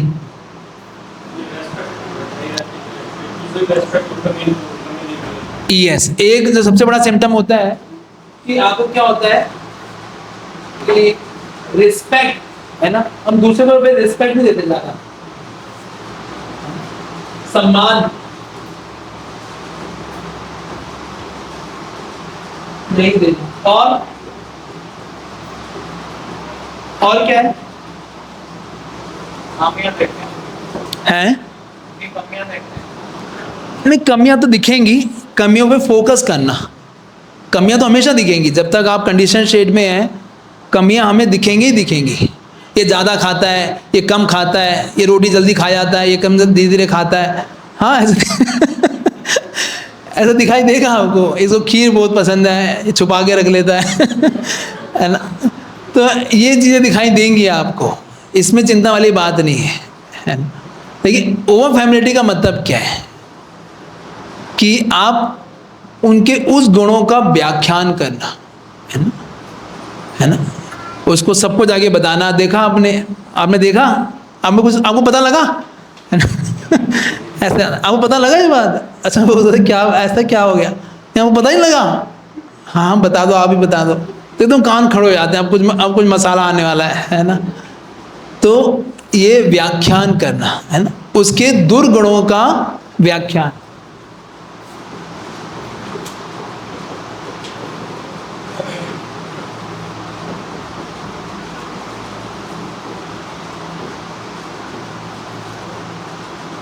तो ये और भी कोई तरीका जैसे ओवर फैमिलिटी दिखती है,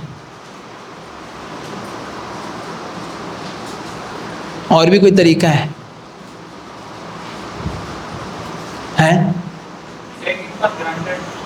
कैसे कैसे?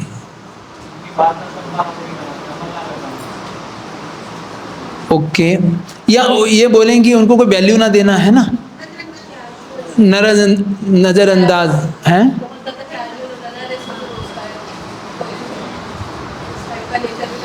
कोई एग्जांपल दे सकते हो ऐसा?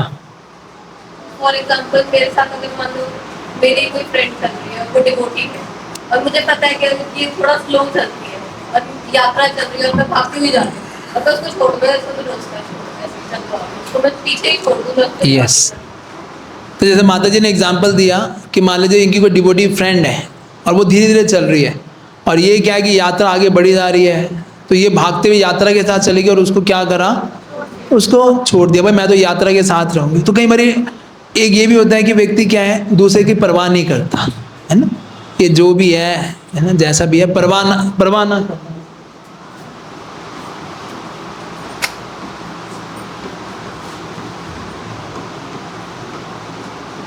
ये दिखाई दे रहा है? और भी कोई हो सकता है ऐसा, है? तो और कई बार कभी होता है कि हम उनके, जैसे इसमें आगे भी लिखा हुआ है, उनके पुराने कुछ नाम से बोलना, है ना। कईयों के कुछ पुराने सेट नेम्स होते हैं जिनके नाम से आप पहले मतलब बुलाते होंगे उनको, है किसी का ऐसा है? अब वो दीक्षित हो गया है या वो भक्त बन गया है, अब हम प्रभु नहीं बोलते, है ना, उसको बोला शंटी, है ना, है उसके पुराने कोई नाम था उसका, है ना, बबलू, उसका मतलब कई बार ऐसे ऐसे या कुछ उसके पूरे पूरे नाम ना बोल के उसके कई पुराने नाम ऐसे हम बोल रहे होते हैं, हैं? क्या अपराध होगा? ऐसा नहीं बोला अपराध होगा। अपराध नहीं, ओवर फैमिलिटी है ये, उससे क्या रिलेशनशिप बाद में अच्छे बन नहीं पाते, है ना।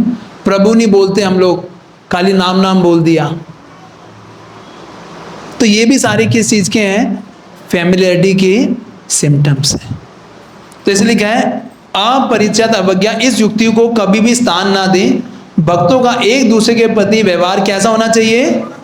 सम्मान पूर्वक, अपराध रहित तथा छल कपट से रहित होना चाहिए।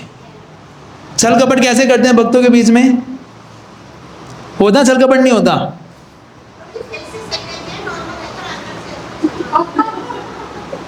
कोई एग्जाम्पल देके बताओ। मतलब नाम मत लो किसी का, अच्छा नहीं बता सकते, डर लग रहा है। छल कपट कैसे? हाँ, किसी पे कम किसी पे चलो वो तो हो गया, थोड़ा बहुत फेवरिज्म हो गया। छल कपट क्या होता है? छल कपट वो बहुत होता है। नहीं, वो तो फॉल्ट फाइंडिंग, वो तो गुणों का, उनके अवगुणों का व्याख्यान हो गया। हाँ,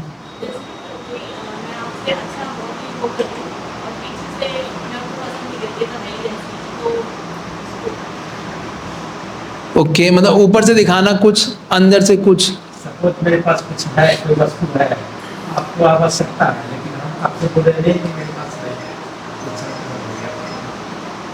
अच्छा, ओके, और भी कुछ? हाँ,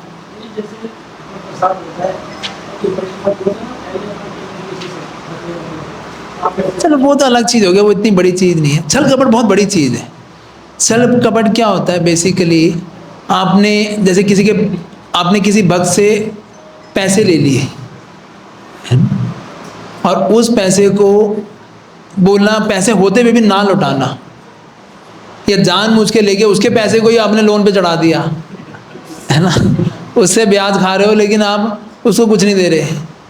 हाँ, करते हैं ऐसे। मैं बता रहा हूँ, हमारी कम्युनिटी में, मैंने आपको बताया था, पता नहीं बताया था, हमारे मंदिर में हुआ है क्या ऐसा।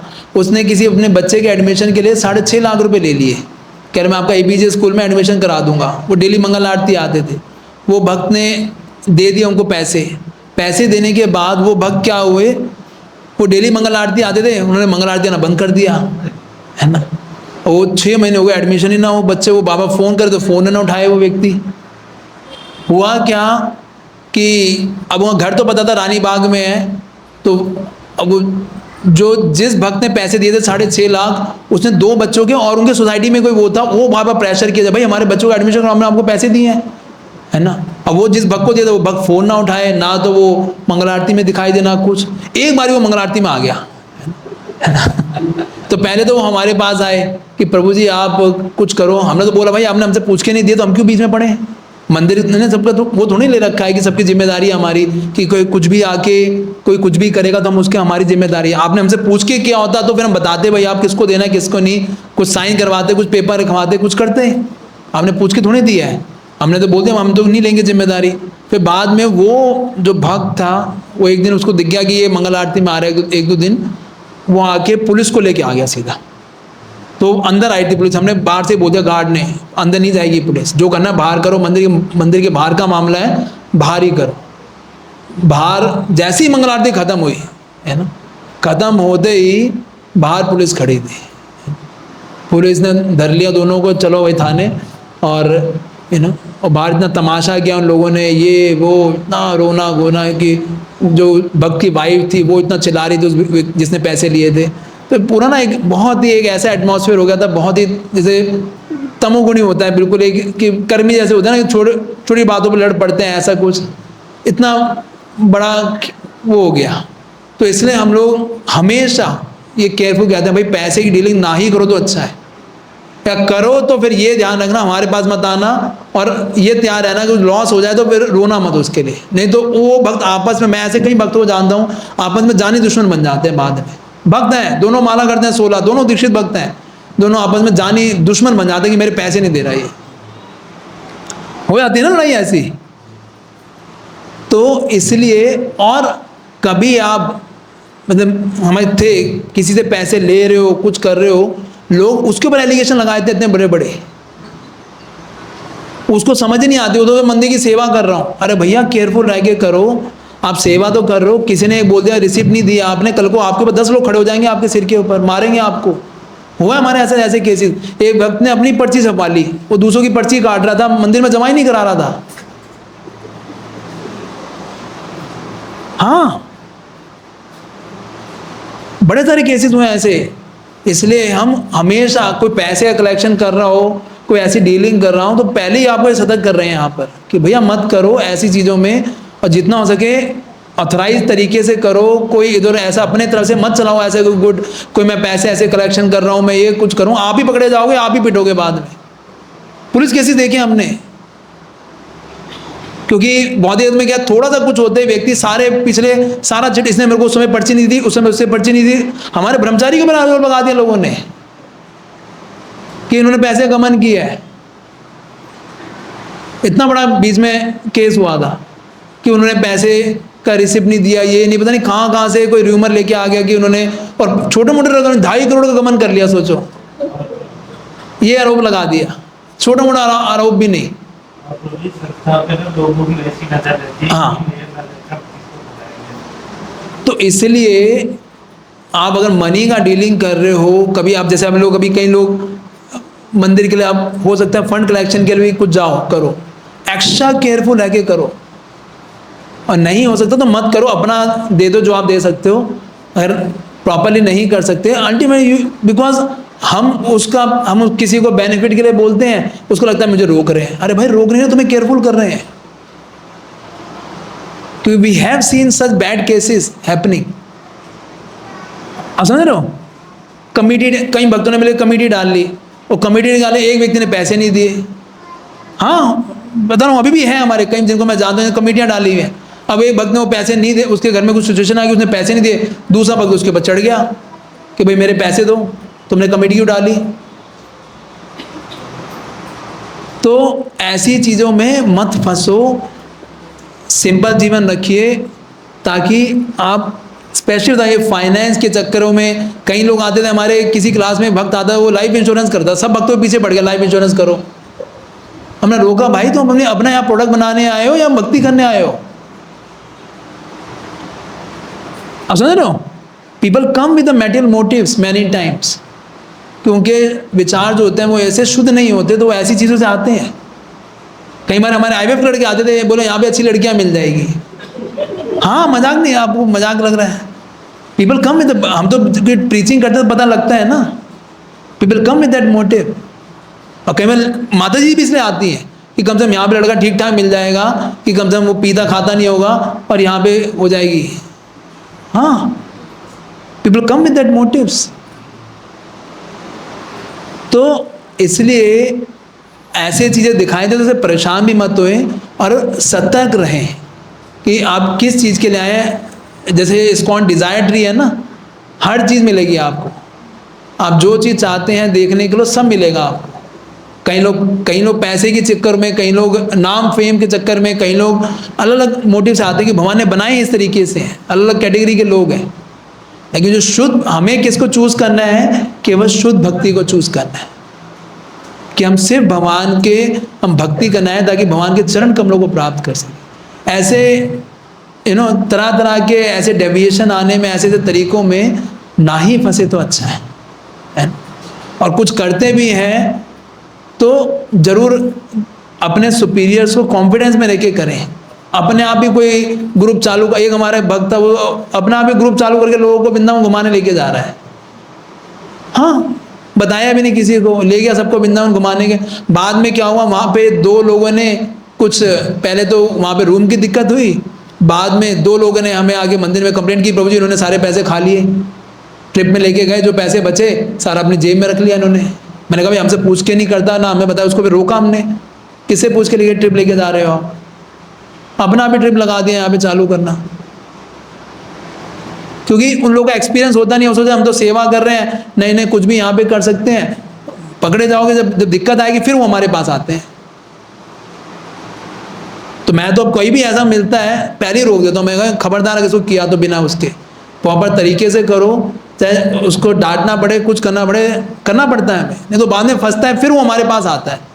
जब लोग उसके ऊपर आरोप लगाएंगे, जब उसके ऊपर पूरा एलिगेशन लग जाएंगे, तब वो हमारे पास आएगा, प्रभु जी मेरे साथ क्या हो गया ये। उनको बुरा लगता है कि भाई हमें क्यों रोक रहे हैं, हमें क्यों मना कर रहे हैं। आप समझ रहे हो? तो ये सिचुएशन बहुत ज़्यादा, क्योंकि बड़ी संस्था है, बड़े लोग आते हैं, हर तरह का लोग मिलेगा आपको यहाँ पर, इसलिए विचलित भी ना होए। और इन चीज़ों को ये इसलिए आपको लगे भक्त है भाई, छल कपट नहीं होता है, सब कुछ है यहाँ पर। आप केयरफुल रहिए, आप मत इन चीज़ों में फंसिए। इसलिए पहले आपको सतर्क कर रहे हैं, ये चीज़ें होंगी आपके साथ भी, क्योंकि यहाँ पे कोई शुद्ध भक्त नहीं बैठे, सबके साथ में अपनी अपनी चैलेंजेस हैं। आप समझ पा रहे हैं चीज़ को?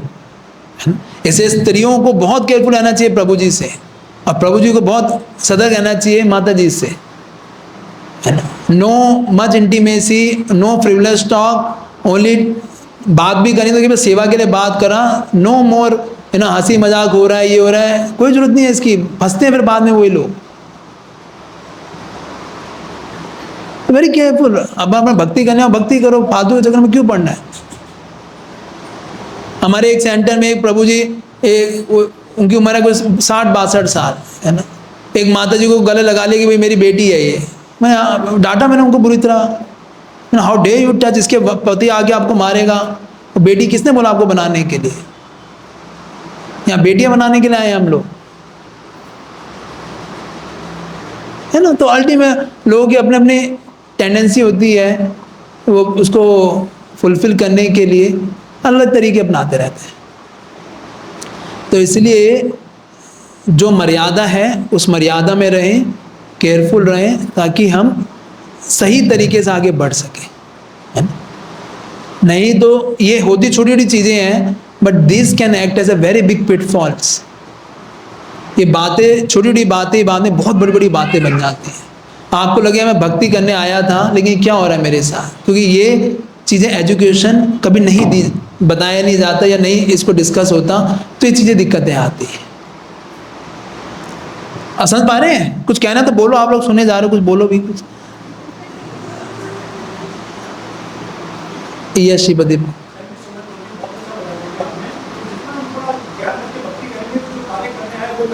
हाँ।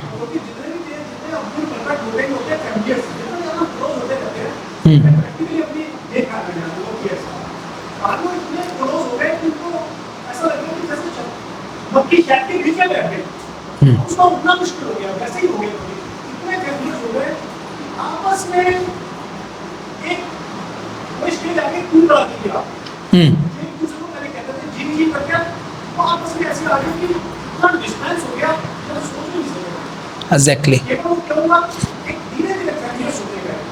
तो हमने जो अपने रूल्स दिए उसको भूल गए, हमने अपना ही एक नया अपना आशियाना बना दिया, और दोस्त के काम क्या भक्ति करना भूल गए, और अपराध करते करते भी चले गए, पता नहीं वो कहाँ चले गए। बस इसमें कई बार लोगों को लगता है फिर हम क्या, फैमिली कल्चर नहीं है। फैमिली कल्चर से घरों में भी होता है, माँ बाप बेटी बहू सब होते हैं सारे, लेकिन क्या रिस्पेक्ट हमेशा रहना चाहिए। हम आपको ये नहीं कह रहे कि फैमिली मत रखो, फैमिली का मतलब ये नहीं कि आप जो मर्जी आ जाओ करो, वो फैमिली का मतलब नहीं है। फैमिली का मतलब क्या है, have a proper respectable distance रखिए, और जहाँ आप सेवा कर सकते हैं, आप भक्ति करने के लिए कोई बातें वो बिल्कुल कीजिए, लेकिन उसमें हमेशा एक रिस्पेक्टफुल हमेशा रहना चाहिए, है ना। जैसे यहाँ पे लिखा है, भक्तों को एक दूसरे के प्रचलित नाम, कर्मी नाम से नहीं पुकारना चाहिए। किसी को भी अपनी स्तुति, अपने कृत्यों एवं अपनी योग्यता की बड़ाई दूसरे भक्तों के सामने नहीं करें, है ना। क्योंकि हम बताते हैं, देखो प्रभु जी आपको पता नहीं होगा शायद, मैं बता देता हूँ आपको, शायद थोड़ा पता लगे मैं भी कौन हूँ, है ना। अच्छा लगता है किसी को अपनी बड़ाई सुनना, लेकिन अपनी बड़ाई, मैं सुना है ना वो महाभारत का एक इंसिडेंस, जब अर्जुन ने एक व्रत लिया हुआ था कि कोई भी मेरे गांडीव की अगर कोई बुराई करेगा, कोई भी मुझे सिर नीचे रखने के लिए बोलेगा, तो मैं क्या करूँगा, उसका वध कर दूंगा। तो जब युधिष्ठिर, एक बारी ये बात है मेरे ख्याल से 8वें दिन की, भीष्म से लड़ाई कर रहे होते हैं, युधिष्ठिर गिर जाते हैं तो वो पहले आ जाते हैं और उनका जो सारथी ले जाता है, अर्जुन उनके पीछे पीछे आए थे युधिष्ठिर को देखने के लिए। और युधिष्ठिर जैसे ही देखते हैं अर्जुन आ गया तो युधिष्ठिर बोलते हैं, अर्जुन क्या फायदा तुम ऐसे आ गए, वहां पे युद्ध चला था, युद्ध छोड़ के आ गए। बोले भैया मैं आपको देखने के लिए, तुम्हारा कोई फायदा नहीं है, ये छोड़ दे गांडीव को यहाँ पर। अब युधिष्ठिर ने ये बात बोल दी। अब अर्जुन कंफ्यूज हो जाता है, मैंने तो ये प्रतिज्ञा ली थी। क्या प्रतिज्ञा ली थी? अर्जुन की प्रतिज्ञा है, पता ही है आप लोगों को। तो अर्जुन ने ऐसे प्रतिज्ञा ले रखी थी, उसने बोला कि भाई जो भी मेरे गांडीव ने, मैं उसका वध कर दूंगा। तो अब वो तीर उठाता है कि भैया मुझे तो वध करना ही पड़ेगा, मैंने तो प्रतिज्ञा ले रखी है। तो वहाँ पे कौन खड़े होते हैं? भगवान कृष्ण खड़े होते हैं, है ना। तो भगवान कृष्ण कहते हैं अगर किसी को मारना हो तो शास्त्र में ये भी बताया उसको मारना किसके समान है कि उसकी तुम क्या करो, बहुत भर्त्सना कर दो, खूब बुराई कर दो, है ना। तो अर्जुन के अंदर जो भरा हुआ था सबने तुम्हारे कारण ही तुम्हें जुआ खेलने की तुम्हारी आदत थी, तुम्हारे कारण हमें 14 साल वनवास में जाना पड़ा, क्यों किया तुमने ऐसा, है ना, क्यों तुम इतना वो हो गए जुए के पीछे, और खूब जो भी सब बोलता गया। अब अर्जुन क्या है, युधिष्ठिर के पैरों में गिर गया, बोला है कि मेरे से गलती होगी, मेरे को माफ़ कीजिएगा, मेरे को जो प्रतिज्ञा थी पूरी करी मैं, है ना। अब अर्जुन क्या करता है, तलवार लेके अपना ही वध करने लगता है। बोला अभी क्या हो गया इसे भाई, है, बोला मैं अब रह नहीं सकता, मैंने अपने बड़े भाई के प्रति अपराध किया, उसको इतना बोला है, अब मेरे जीने का कोई फायदा नहीं है। तो भगवान कृष्ण कहते हैं अगर अपना आपको मारना है तो क्या करो, अपना गुणगान करो, है ना, है ना। तो बोलता है कि मेरे जैसा योद्धा, शूरवीर, महाबली, महाशाली, है ना, कोई नहीं है, सब ये लोग मेरे कारण ही यहाँ पर हैं, है ना। और ऐसे करके करके वो क्या करता है, अपना गुणगान करने लगता है। तो अपना कत्ल करना किसके समान, अपना गुणगान किसके समान है, अपना कत्ल करने के समान। सभी को यह जानकारी होनी चाहिए कि उनकी कोई भी योग्यता नहीं है, हम जो भी करने के योग्य हैं वह केवल गुरु एवं वैष्णवों की कृपा मात्र से है। जैसे माता जी कई बार कुकिंग करके लाती हैं तो दे एक्सपेक्ट, है ना, प्रभु जी ने कुछ बोले, है ना, कुछ अच्छा कुछ कमेंट आना चाहिए, है ना। जैसे मेरी मदर, मैं जब भी घर जाता हूँ तो हमेशा उनकी एक्सपेक्टेंस रहती है कि जब तक मैं नहीं बोलूँगा ना कि अच्छा बना है ना आज तेरे को पसंद नहीं आया, आज तेरे को अच्छा नहीं लगा, आज तेरे को, है ना, तो दे हैव एक एक्सपेक्टेशन कि भाई कुछ अच्छा होना चाहिए, ठीक है, इतना चलता है। लेकिन इसमें क्या है, यदि गुरु बंधु या गुरु बहन किसी कारणवश कष्ट में हो, जैसे परिवार में किसी बीमारी अथवा किसी सदस्य की मृत्यु अथवा किसी कारण से उत्पन्न मानसिक उद्वेग हो, ऐसे समय पर जो मदद कर सकता है वह है सच्चा मित्र है। इसका मतलब क्या है कि आपको पता लगा कि कोई भक्त हॉस्पिटल में है, आपको पता लगा कोई भक्त दिक्कत में है ना, तो जितना हो सके हमें जरूर हेल्प करना चाहिए एक दूसरे का, है ना।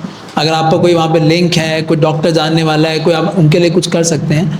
और अगर कुछ नहीं कर सकते कम से कम उनके लिए प्रार्थनाएं जरूर कीजिए, at least you prayers for them, है ना।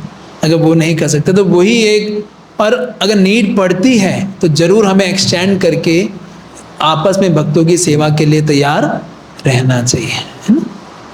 उन्हें नज़रअंदाज नहीं करना चाहिए, है ना। फिर वैष्णव संबोधन हम कैसे करते हैं, प्रभुपाद जी को हम क्या बोलते हैं, कृष्ण कृपा मूर्ति संबोधित करते हैं। और इसमें बताया कि ब्रह्मचारियों के नाम के बाद ब्रह्मचारी ये जनरली हम लगाते हैं, कभी नहीं लगाते, जब दीक्षा होती तभी लगाते हैं, और उसमें अधिकारी लगाते हैं जब उनको दीक्षा होती है ना। और अन्य भक्तों से हम मान लीजिए जिनको हम नहीं जानते हैं तो केवल सम्मान दीजिए और उनसे संग ना ही करें। अगर आपको लगता है कि उनमें कोई संक्षेपास्पद चरित्र है, अच्छा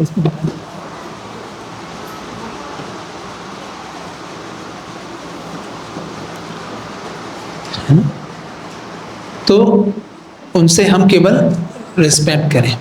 और वैष्णवों को यहाँ पे लिखा हुआ है सामान्य भौतिक दृष्टि से ना देखें। इसका क्या मतलब है कि कोई भक्त बनना आसान काम नहीं है, it's a very very special. क्योंकि भक्त क्या है, कृष्ण को बहुत प्रिय होते हैं, है ना। भगवान भगवत गीता में कह रहे हैं, अपि चेसु दुराचारो भजते माम अनन्य भाव साधुरेव सा मंतव्य सम्यक व्यवस्थितो ही सा। कि अगर कोई भगवान का नाम ले रहा है, भगवान का कीर्तन कर रहा है ना, तो भगवान कह रहे हैं हो सकता है उसमें हजारों गलतियां हो, दुराचारी हो, तब भी उसे क्या मानो, भक्ति मानो। क्यों? क्योंकि वो भक्ति कर रहा है तो उसके अंदर से सारे अवगुण चले जाएंगे। क्या आपके अंदर पहले अवगुण थे, कुछ कम हुए अभी, कोई अच्छे गुण आए हैं? क्या कहना है प्रभु जी का? प्रभु यस, आप पीछे, आप क्या नाम है, नाम भूल गया मैं आप। आशु प्रभु, कोई अच्छे गुण आए हैं आपके अंदर? सुबह उठने में अच्छे हो गए हैं, वेरी रेगुलेटेड हो गए हैं ज़्यादा, वेरी नाइस। और आपके अंदर कोई गुण नहीं आया, हम्बल हो गए आप, हैं बताते नहीं अपने बारे में। हाँ यस प्रभु जी। इंडिया है कि पहले लड़ने पे आगे लड़ता था, पहले किस में रहते थे? लड़ने पे आगे, लड़ने में? हाँ हो सकता है, कहीं होता है छोटी छोटी बातों में, कई लोग बड़े 50%। अब 50% पे आ गए हैं, है ना। अब धीरे धीरे अब और कम कर रहे हैं, तो चेंज आता है। यस, ये पहले गुस्सा बहुत ज़्यादा आता था और सुनाने में ज़्यादा बिलीव रहता था, सुनना नहीं जाता था। और अब जैसे सुनना ज़्यादा अच्छा लगता है कि, लेकिन हर किसी का नहीं लेते, सुन के आदत वो अच्छी है। अब सुन लेते हो आप फिर भी? आप सुन लेते हो तो उसकी वजह से मेरी बहुत 99% समस्या ही हल हो गई, क्योंकि मैं सुनती ही नहीं किसी को। हाँ तो वो चीज़ मैंने यहाँ सीखी कि सुनना ज़्यादा जरूरी है, किसी भी चीज़ को, किसी भी विवाद को खत्म करना। यस, कि उसको जान लेना, उसको सुन लेना, तो उससे हमारे विवाद खत्म हो जाते हैं। एक हाँ, पहले एक उनका ले लेते हैं। पहले बॉलीवुड सॉन्ग बहुत अच्छे लगते थे, इसके अलावा कुछ सुनता नहीं है। हरी हो, ताली बजाइए, इतना बड़ा चेंज है। यस,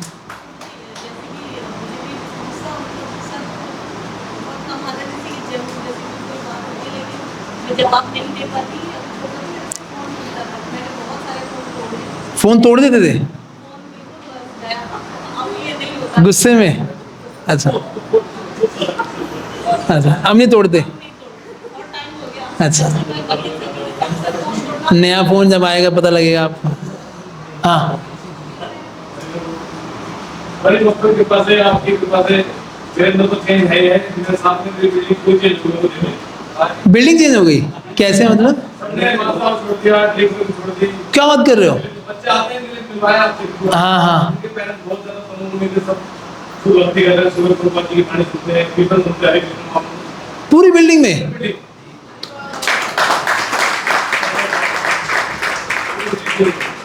हरी बोल, है ना।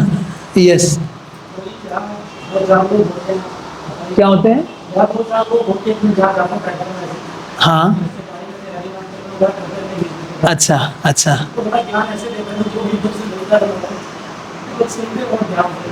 हाँ ये तो लोग सुन लेते हैं, जब आप ऐसे धोती कुर्ता में जाते हो वैसे ही सुन लेते हैं। वैसे भी आप लोग को ये है जो धोती कुर्ता में आप लोग गए हो, लोगों ने बड़ा रिस्पेक्ट दिया हो आपको, है ना? अच्छा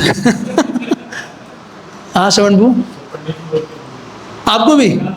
अरे वो एक लेबर का काम करता था बिल्डिंग में, और मुझे देखते आगे कहा पंडित जी हमें वो हाथ देख दो, हमें फिर हमने क्या किया? मैंने कुछ समझाया उसको। अच्छा है, भाई का बेटा, हाँ हाँ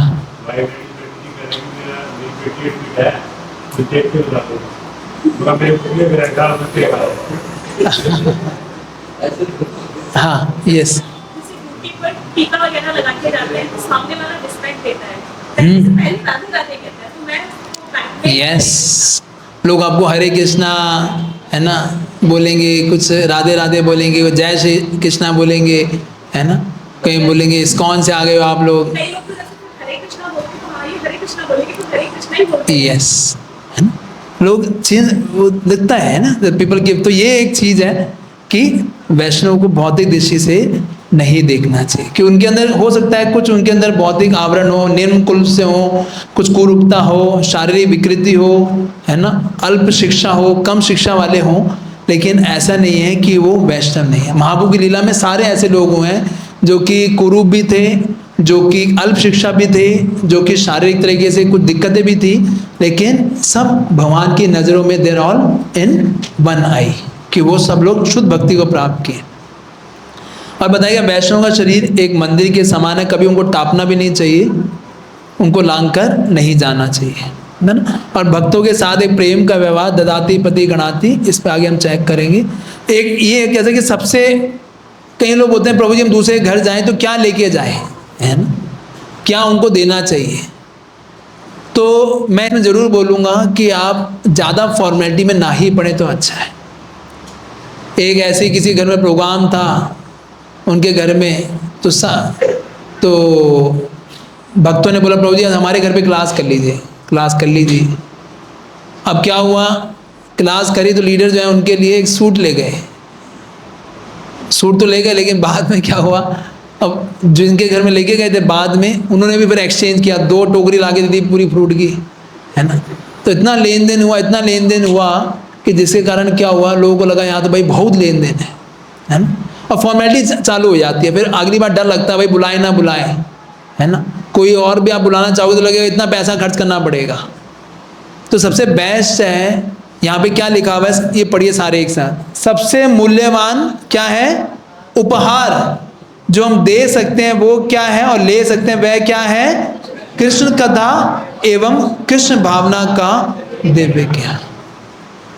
कि आप अगर ले गए तो कुछ ऐसी चीज लेके जाएं, कुछ जो कृष्ण भाव में से रिलेटेड हो, कोई बुक हो, कोई बीट बैग हो, कोई किसी धाम का पानी हो, रज हो, विच रिलेटेड टू कृष्णा, है ना। और अगर बहुत ज़्यादा लगे तो प्रसाद ले जाइए, दैट इज़ बेस्ट। कुछ घर से बना के वो लेके जाइए, ना कि ये तरह तरह के गिफ्ट्स, बड़े बड़ी चीज़ें लेके आए जा रही हैं, रिस्ट वॉचेस और पता नहीं क्या क्या देना चाहते हैं लोग, है ना। कोई साड़ी, कोई यहाँ से सूट, कोई ये वो, तो इन चीज़ों में ना पड़े। अननेसेसरी क्या होता है, इतनी फॉर्मेलिटी बढ़ जाती है इन चीज़ों के कारण, जो मेन पर्पस है रिलेशनशिप का वो ख़त्म हो जाता है। आए किसी से कीर्तन करेंगे, थोड़ा बैठेंगे, थोड़ा आराम से बैठ के प्रसाद पा लें, वो ही नहीं हो पाता, इन्हीं चीज़ों में पड़ जाते हैं बहुत ज़्यादा।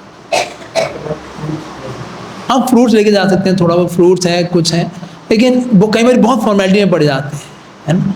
तो उन चीज़ों से हमें क्या है, ये बचना चाहिए कि हम जितना कम से कम हम ये कृष्ण, मतलब वही चीज़ें रखें जो कृष्ण, कोई धाम से प्रसाद लेके आओ तो वो दे आइए, वो ज़्यादा अच्छा है देन कि आप उनके लिए अलग अलग इतने तरह के उपहार और ये सब। इतना टाइम वेस्ट होता है इसमें, होता नहीं होता, ये सोचने में क्या दे क्या ना दे। बेस्ट है थोड़ा प्रसाद दे दो, बेस्ट, वो भी खुश, आप भी खुश ना, आगे उसको देने की होता ना, आपको भी ज़्यादा टेंशन रहती है। ठीक बात है ना। तो इन चीज़ों को हम कर सकते हैं, और भक्तों को घर में बार बार बुलाएं, ताकि इसमें लिखा है, ताकि इससे हमारे घर का वातावरण भी, और जरूरी है केवल मंदिर के भक्तों को बुलाएंगे, मतलब भक्त मतलब मंदिर के भक्त, अरे वो नहीं है भक्त, सारे भक्त हैं जो अभी क्लास के भी हैं, है ना, उनको भी बुला सकते हैं ताकि हम साथ बैठे कीर्तन कर सकें और वो कर सकें। ठीक है, तो 9 बज चुके हैं। एक ये लास्ट टॉपिक है वैष्णव अपराध। ये मेरे आज 9वीं क्लास थी इस वैष्णव एटिकेट्स की, तो मेरा एक क्लास 10 क्लासेस का मैंने बोला था, तो हो सकता है एक क्लास और लेना पड़े, ले लें, सिर्फ एक ही माता जी का आया है तो देख लेंगे, एक क्लास का और जरूरत पड़ेगा शायद, है ना। तो हम ये ख़त्म कर देंगे और फिर उसके बाद आप लोग, है ना, फिर देन विल डू समथिंग कि आप ये मेन ये भी है, इसको करके आप लोग, क्योंकि हम लोग अभी दीक्षा के इंटरव्यू ले रहे हैं, दीक्षा के लिए आप लोग आगे तैयार होना चाहेंगे, हम भी दीक्षा ले एक प्रमाणिक गुरु के शेल्टर में जाएं, तो ये बहुत इंपॉर्टेंट है कि कम से कम ये बेसिक चीज़ें पता हों आप सबको, है ना। ये बिल्कुल बेसिक्स है कि ये चीज़ें हमें कम से कम पता हो, इसके बारे में नॉलेज हो और इसको हम अपने जीवन में उतार सकें। कोई क्वेश्चन है आपके, कुछ पूछना चाहते हैं आप लोग, एनी क्वेश्चंस यू हैव, किसी तरह का कोई डाउट हो, कोई क्वेश्चन हो? हाँ, जैसे अभी डिस्कस किया था कि बात कर रहे हैं, ब्राह्मण होते हैं, सन्यासी होते हैं, भक्त होते हैं, तो कोई सामने होता है तो उनको पहचान लिया। हम्म, पेपर इस्तेमाल के मैंने कर्मचारी के पास गया और मुझे नंबर दिया, मैं फोन में बात कर। अब मुझे नहीं पता वो कितने वरिष्ठ हैं, तो वो बैलेंस हमें कैसे बना के रखना चाहिए, हम फोन में बात रिस्पेक्ट दीजिए। हरे कृष्णा, प्रभु जी प्रणाम, है ना, बोल सकते हैं हम, किसी को भी बोल सकते हैं, उसमें क्या दिक्कत है? कई बार क्योंकि पता नहीं चलता कि हम बात कर रहे हैं, वो कर्मचारी हैं या कितने वरिष्ठ। कोई उतना वो इतना दिक्कत नहीं है, आप किससे बात कर रहे हैं, मेरा रिस्पेक्ट रहना चाहिए। ये थोड़ी बोला कि सन्यासी को ज़्यादा रिस्पेक्ट देंगे, उनको कम देंगे। रिस्पेक्ट तो सबको इक्वली देनी है, लेकिन किसको पहले देनी है बस वो बताया गया। रिस्पेक्ट तो सेम ही है सभी के लिए, क्योंकि सबको प्रणाम करना है, सबको आपको बस सन्यासी को मैं दंडवत करना होता है और भक्तों को हमें पंचांग करना होता है, तो इतना ही फर्क है। लेकिन हम रिस्पेक्ट तो सेम ही रहती है सभी के लिए, है ना, उसमें कैटेगरी डिफरेंट नहीं होती, इट इज़ सेम। हाँ, जैसे मिलते हैं तो प्रणाम करना चाहिए या आलिंगन करना चाहिए? प्रणाम मतलब जैसे हम हाथ चादर करते हैं। हाँ, हाँ, वो तो करना ही चाहिए, फिर बाद में चाहे आलिंगन कर लो, कोई दिक्कत नहीं है, लेकिन प्रणाम जरूर करना चाहिए। हाँ, जैसे सन्यासी जो है, हम मंदिर में रहना पॉसिबल नहीं है, तो मंदिर में निकलना चाहिए, मंदिर के अंदर नहीं करना चाहिए। तो पब्लिकली है क्लास में हो रहा है, और आपका पब्लिक इंसान ही होता है, तो वो नहीं, जब क्लास में आए वो बैठे हुए हैं, अगर मंदिर के सामने हैं तब हम भी चाहें तो उनको कर सकते हैं, व्यास देव के प्रतिनिधि के रूप में उनको पूरा दंडवत कर सकते हैं, उसमें कोई इश्यू नहीं है। और जब मंदिर के बाहर हो जब तो करना ही चाहिए कम से कम। और कोई क्वेश्चन, एनीथिंग एल्स? ठीक है, तो आप लोग कुछ होगा तो आप पर्सनली पूछ लीजिएगा। और आई होप कि ये चीज़ें हैं, हो सकता है ये आपको शायद लगे कि बहुत थोड़ा हैवी लगे, लग रहा है हैवी, नहीं लग रहा, नहीं लग रहा, आई एम फेल, लेकिन ठीक है, नो इशू। लेकिन चीज़ वो सीखिए, ये बारीकियाँ हैं, अगर इनको नहीं जानेंगे तो बाद में दिक्कत हो सकती है। यस, किसी का कमी नहीं है, कोई दुख नहीं है, व्याख्या नहीं करें, मन में आया बोला नहीं, इससे भी अपराध होता है। नहीं, कलयुग में मन से अपराध नहीं लगते, लेकिन कभी कभी मन में जब वो विचार रहते हैं तो वो हमारे एक्शंस में आ जाते हैं, उसके बाद जब हम मेडिटेट करते रहते हैं। तो ये आसान नहीं है, मुश्किल है, सभी के साथ चैलेंज है। हम जब साथ में रहते हैं तो ये दिखते ही हैं ये चीज़ें, लेकिन जब ऐसी चीज़ें दिखे तो हमें देखना चाहिए 3-4 चीज़ें, क्या मैं शुद्ध हो गया हूँ, क्या मेरे अंदर कोई दुर्गुण है या नहीं है, है या नहीं है। और आप चाहते हो कि लोग मेरे से वैसा ही व्यवहार करें जैसा, मतलब कि मैं चाहे मेरे अंदर दुर्गुण भी हैं फिर भी आप चाहते हो ना लोग मेरे से अच्छा ही व्यवहार करें, चाहते हो या नहीं चाहते कि वो मुझे फॉरगिव कर दे मेरे दुर्गुणों के लिए, मेरी गलतियों के लिए, चाहते हो ना आप ये? तो हमें भी दूसरे साथ रहना चाहिए फॉरगिविंग। क्या आप चाहते हो कि लोग मुझे फॉरगिव कर दें तो I should also forgive them, कि अगर उनका कोई गलत व्यवहार हुआ, कुछ गलत उनसे कुछ चीज़ें हो जाती हैं कभी कभी, तो माफ़ कर दीजिए।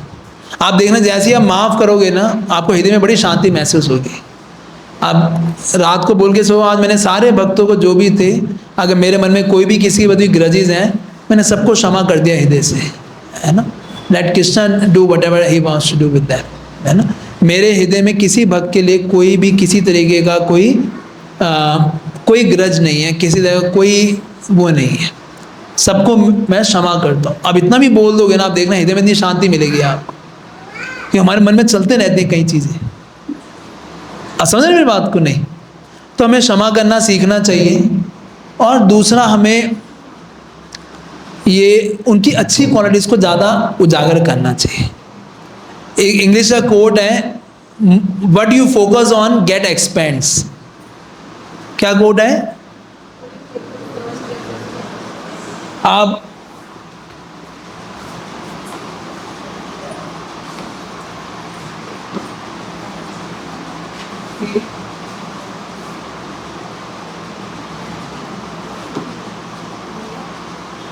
But you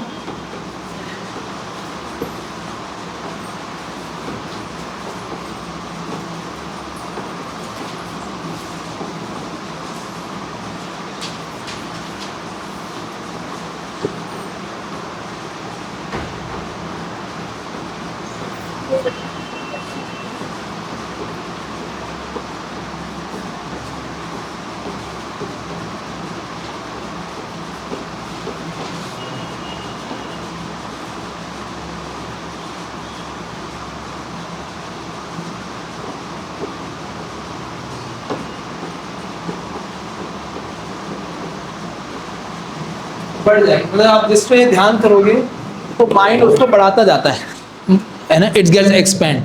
तो यही हमें करना है कि आप प्रयास करें कि अच्छे गुणों को देखते रहोगे, देखते रहोगे, देखते रहोगे, वो बढ़ते जाएंगे और अच्छी चीज़ें दिखने लगेंगी। आप बुरा देखोगे, बुरा देखोगे, पुरानी पता नहीं कहाँ की बातें याद आ जाएंगी उसकी, है ना। तो हमारे महाराज भी हमेशा ये कहते थे कि भक्तों के अच्छे गुणों को देखें, यही भक्तों के साथ रहने का तरीका है। क्योंकि दुर्गुण तो हर किसी के अंदर है, किसके अंदर नहीं है। Everyone is an ocean of faults, है ना। हर किसी के अंदर क्या है, ओशियन है फॉल्ट्स का। इवन एनी रिलेशनशिप मैं कह रहा हूँ, अगर आप इस प्रिंसिपल को फॉलो कर लेंगे तो वो रिलेशनशिप टिक पाएगा। चाहे आपके हस्बैंड वाइफ का हो, चाहे माँ बेटे का हो, चाहे पेरेंट्स का या उसका हो, अगर ये नहीं देखेंगे तो हमेशा हमेशा एक वो बनी रहेगी कि नहीं, कि हम ही सही हैं और वही गलत है। तो ये हमेशा रहेगा। अब वो चॉइस आपके पास है कि आप क्या करना चाहते हैं। आप बनाना चाहते हैं या तोड़ना चाहते हैं, वो किसके पास चॉइस है? हमारे पास है। ठीक है, थैंक यू सो मच। हरे कृष्ण। श्रील प्रभुपाद की निताई गौर प्रेमानंदे। हरि हरि बोल। हरे कृष्ण कृष्ण कृष्ण हरे हरे, हरे राम राम राम।